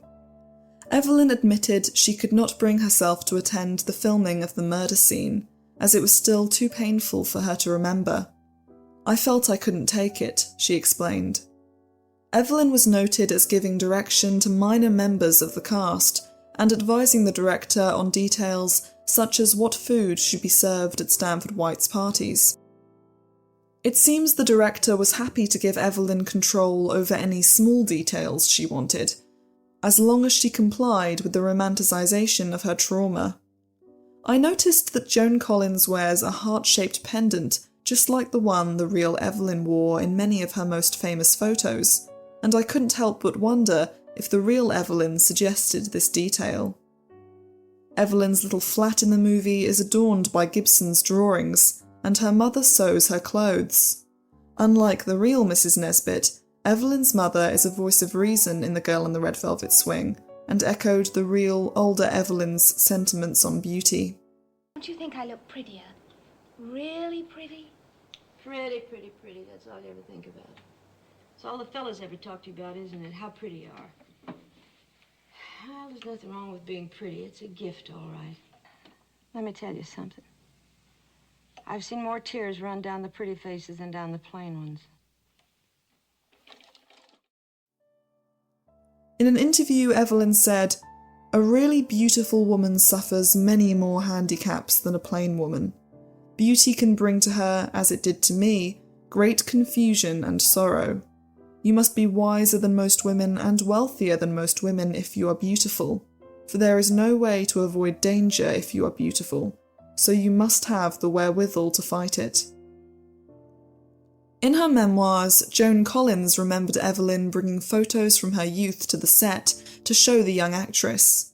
After every take, Joan would have to have her hair and makeup touched up in order to maintain a perfect appearance. She also felt the pressure of the real Evelyn observing her performance. Joan remembered being disturbed with the comparisons Evelyn made between herself and her on-screen counterpart. She constantly told Joan how much she reminded Evelyn of her younger self, which Joan found depressing. The production was clearly stressful for Evelyn, and Joan remembered her constantly chewing breath mints to cover up the smell of alcohol that apparently emanated strongly from Evelyn. For her last turn in the spotlight, Evelyn got to experience the warmth of nostalgic publicity, but regardless of the sympathy she was now regarded with, seeing the hardest part of her life quite literally played out in front of her took a toll for which no optimistic outlook could compensate. In July of 1955, Evelyn was rushed to hospital following a collapse from exhaustion and the emotional strain of giving numerous interviews and travelling to set. By the film's release on October 1st, 1955, Evelyn had recovered sufficiently to resume the press tour in New York. She admitted, "I wish I'd never gone into show business. I never belonged in it. I was miscast in life. I really belonged in the art world. I could have risen to heights as a sculptress." She wondered why, of all the artists she knew in her youth, none of them had ever recognised her talent for drawing and sculpture. Actually, one person had, Her friend and one-time admirer Bobby Collier had offered to send her to study in Paris, but Evelyn had not taken up his offer, which she later admitted she deeply regretted. While she was in New York, journalist Hal Boyle rented a limousine and took Evelyn on a trip down memory lane. When she saw her Park Avenue house, where she had lived during the second murder trial, she exclaimed, "Boy, the breakfasts I used to have in that house." Next, she was taken to the former Sherry's restaurant location, where she reminisced about eating terrapin, a kind of turtle. Upon seeing the site of Stanford White's Madison Square Garden, long since torn down in 1925, Evelyn lamented how changed New York was from her youth. "Everything's so different. It's so changed. Why have they torn down so many beautiful buildings?" she said. When she arrived at West 24th Street, she couldn't even remember which building Stanford White's studio had been in, where she had swung on the red velvet swing. Finally, she finished the interview at Lutschau's restaurant, virtually unchanged from her heyday, where she ordered the same brand of German beer she had drunk with Stanford White. Evelyn said what she really wanted to see in New York was a big broiled Maine lobster. "Luxury doesn't mean anything," she said. "It owns you, and you have no freedom. I wouldn't trade my life in my studio and my cats for anything. Health is the important thing." In June of 1956, Evelyn suffered a cerebral stroke which left her with significantly impacted mobility. One of her arms lost most of its feeling, forcing Evelyn to give up sculpture. She placed a newspaper ad not long after, asking for a good home to be found for her cats, as she was no longer able to care for them, but refused to give up entirely. A journalist who visited her small apartment admired her tenacity. She gently exercised her arm for 3 hours a day, read voraciously, and only regretted that she had not rediscovered her passion for sculpture earlier in life. Evelyn faded into obscurity throughout the rest of the 1950s. Occasionally she wrote to newspapers, correcting claims made in articles about the murder case. In one such letter, Evelyn revealed her true feelings on the girl in the red velvet swing. "I think the whole picture was a terrible mess and one long distortion of fact and truth from start to finish. Am I committing cinéma lèse-majesté?" Evelyn had given her most honest interview to Adela Rogers St. John's in 1955. When asked if she would choose to live her life over again, Evelyn said, "I don't have to. I've lived this one, and I've learnt something, the law of compensation, that we are always growing. If we don't learn something one way, we will learn it another. Perhaps I had to learn the hard way. I know a great deal about sin, but the sins of the flesh, like Thaw's and White's and mine, aren't the bad ones. The great sin is to hurt others, not to love. That's what life has taught me." Evelyn emphatically declared that she would never have gone on the witness stand if she could live it all again, saying, "It was too much to ask of anyone. The world didn't see what I remember best, myself on the stand trying to save a husband I didn't love from going to the chair for killing the man I did love. The only man I ever loved was Stanford White. And there's another thing I'd like you to understand," Evelyn told Adela, "that Harry Thaw killed the man I once loved. Men can be beasts, but Stanford White was a brilliant, kind and fascinating man. After I forgave him, he showed me a new world of art and beauty. What I learned in saving Thaw was the greatest thing a soul can know on this plane, compassion. I was sorry for him, the poor tormented thing he was, even though his murder of Stanford White destroyed me." Evelyn revealed that even all these years later, she found it very difficult to speak about the shooting. As for her life prior to it, and even the trials and struggles after them, Evelyn spoke with remarkable ease and detachment. She said she was able to because she felt as though all those things had happened to someone else entirely. Evelyn summed up the case by saying, "The only man I ever loved was Stanford White, and when my husband killed him, I realised the true tragedy of being beautiful and naive at the same time. The trouble with me was that I was a kid and I lost my balance." Evelyn told Adela she'd only agreed to marry Harry Thaw because she knew Stanford would never leave his wife to be with her. She also felt pressured by Harry's mother and his friends. She said Harry was so pathetic, he had the ability to bring out immense pity in a person, despite his personality defects. And above all, at the time Evelyn was 19, and having felt the sting of poverty, she couldn't resist the Thaw's fortune and the thought of never struggling again. It is ironic and tragic that she would spend the rest of her life learning that what you don't pay for in cash, you pay for in other ways. Of her varied careers, she said, "I always wanted to be free. I wanted to earn my own way. I was never born for the stage. Some nights when I had to appear, I was bored to tears. It was not for me. It never was, and it has to be born into you." Adela marvelled that Evelyn had not taken Harry Thaw to court for alimony and then child support when he so callously abandoned her to poverty. Evelyn explained that by the time Harry was in the asylum, she had already spent years without friends and family. She had been locked away from society, spending most of her time with the Thaws and lawyers, and had developed an aversion to both groups of people. Many years prior to this illuminating interview, Adela had interviewed Delphin Delmas, Harry Thaw's chief counsel at the first murder trial. Delmas had told Adela, "Without Evelyn Nesbit Thaw as a witness, all the millions Thaw's mother was willing to spend couldn't have saved Harry from electrocution. Evelyn alone did it. What a witness she was." On why she agreed to testify, Evelyn said, "Harry's death wouldn't have brought Stanny back. It was ultimately the desperate pleading of Harry's mother that had swayed Evelyn." Evelyn said, "Stanford White died, but my fate was worse. I lived."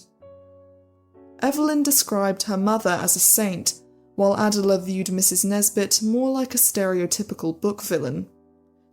The only time Evelyn appears to be critical of her mother was told in director Cecil B. DeMille's autobiography. Cecil's mother had been the headmistress of the New Jersey boarding school Evelyn attended as a teenager. When Harry Thaw continued to pursue Evelyn during her time at the school, Mrs. DeMille questioned if Evelyn wanted to marry Harry. Evelyn said, "No, there's something wrong with him," and Mrs. DeMille advised her to trust her instincts. Years later, Cecil said Evelyn was telling the story to a friend, who remarked that Mrs. DeMille was a wise woman, to which Evelyn replied, "I only wish I could say today that my mother had been so wise." In 1955, Evelyn revealed her mindset after so many years of self-reflection. "I live in the everlasting now. Now is eternity. I do not look ahead and I do not look back, because there is no sense in trying to fight your destiny." Evelyn passed away on the 17th of January 1967 at a nursing home in Santa Monica at the age of 81. She was laid to rest at the Holy Cross Cemetery in Culver City, California. My own thoughts on her fascinating, tragic, and at times inspiring life are mirrored by Adela's first impression of Evelyn. When Adela went to interview her at her small apartment, she described Evelyn as battered, shabby, and marked by suffering, but her smile draws you in and hypnotizes you into imagining what might have been had the fates been kinder to her. If Harry Thaw had been a sane young man, not a brooder, if she had never met Stanford White, or if he had been a different kind of man. You feel a little angry at the fates when you talk to Evelyn Nesbit, because when she gets excited or emotional, something very strange happens. Through her soft 70-year-old face, with a chin that trembles and muscles that sag, there comes a suggestion of the lovely features of the young Evelyn Nesbit. You remember the beauty who certainly was a pearl before swine. You see what she once was. You wish she hadn't been the prey of these men, torn between them in their passions. Evelyn Nesbit continues to be an enduring symbol of her age. She was immortalised in E.L. Doctorow's 1975 classic Ragtime, however inaccurate that portrayal and subsequent musical and film adaptations may be. In the 1981 movie version of Ragtime, Evelyn was played by Elizabeth McGovern, and will be portrayed by Eva Anderson in an upcoming limited series, The Artist. For further reading on Evelyn, I highly recommend Paula Uruburu's masterfully researched biography American Eve, and for more information on Evelyn's later life, The Blackest Sheep by Joanne L. Yeck. Thank you for watching this video, and if you enjoyed it, please leave a like and don't forget to subscribe so you never miss another one. Until next time. Thank you so much for watching. I hope you enjoyed this video, and if you did, check out my Patreon. There are always so many fascinating topics that I want to expand on from each of my YouTube videos, but there just simply isn't enough time. You're probably looking at the length of this video right now and thinking, how can there possibly be more? But there is always more. Patreon is the place where I talk about all of the people, the buildings, the places, the events that I just cannot fit into my very long YouTube videos. I will be doing satellite videos essentially to every single one of my YouTube videos. You'll also get Patreon exclusive videos and early access to the things that will eventually be up on YouTube. You can suggest new topics, and you'll also get a closer look at my research. I'll be posting all of the rare photos, videos, and articles that I find in my research phase. You'll have the ability to vote on what I do next, and many behind-the-scenes looks at each of my projects. To find out all of the perks you will receive, go and check out my Patreon, which will be linked in the description and in the pinned comment below. Thank you so much for watching once again, and until next time.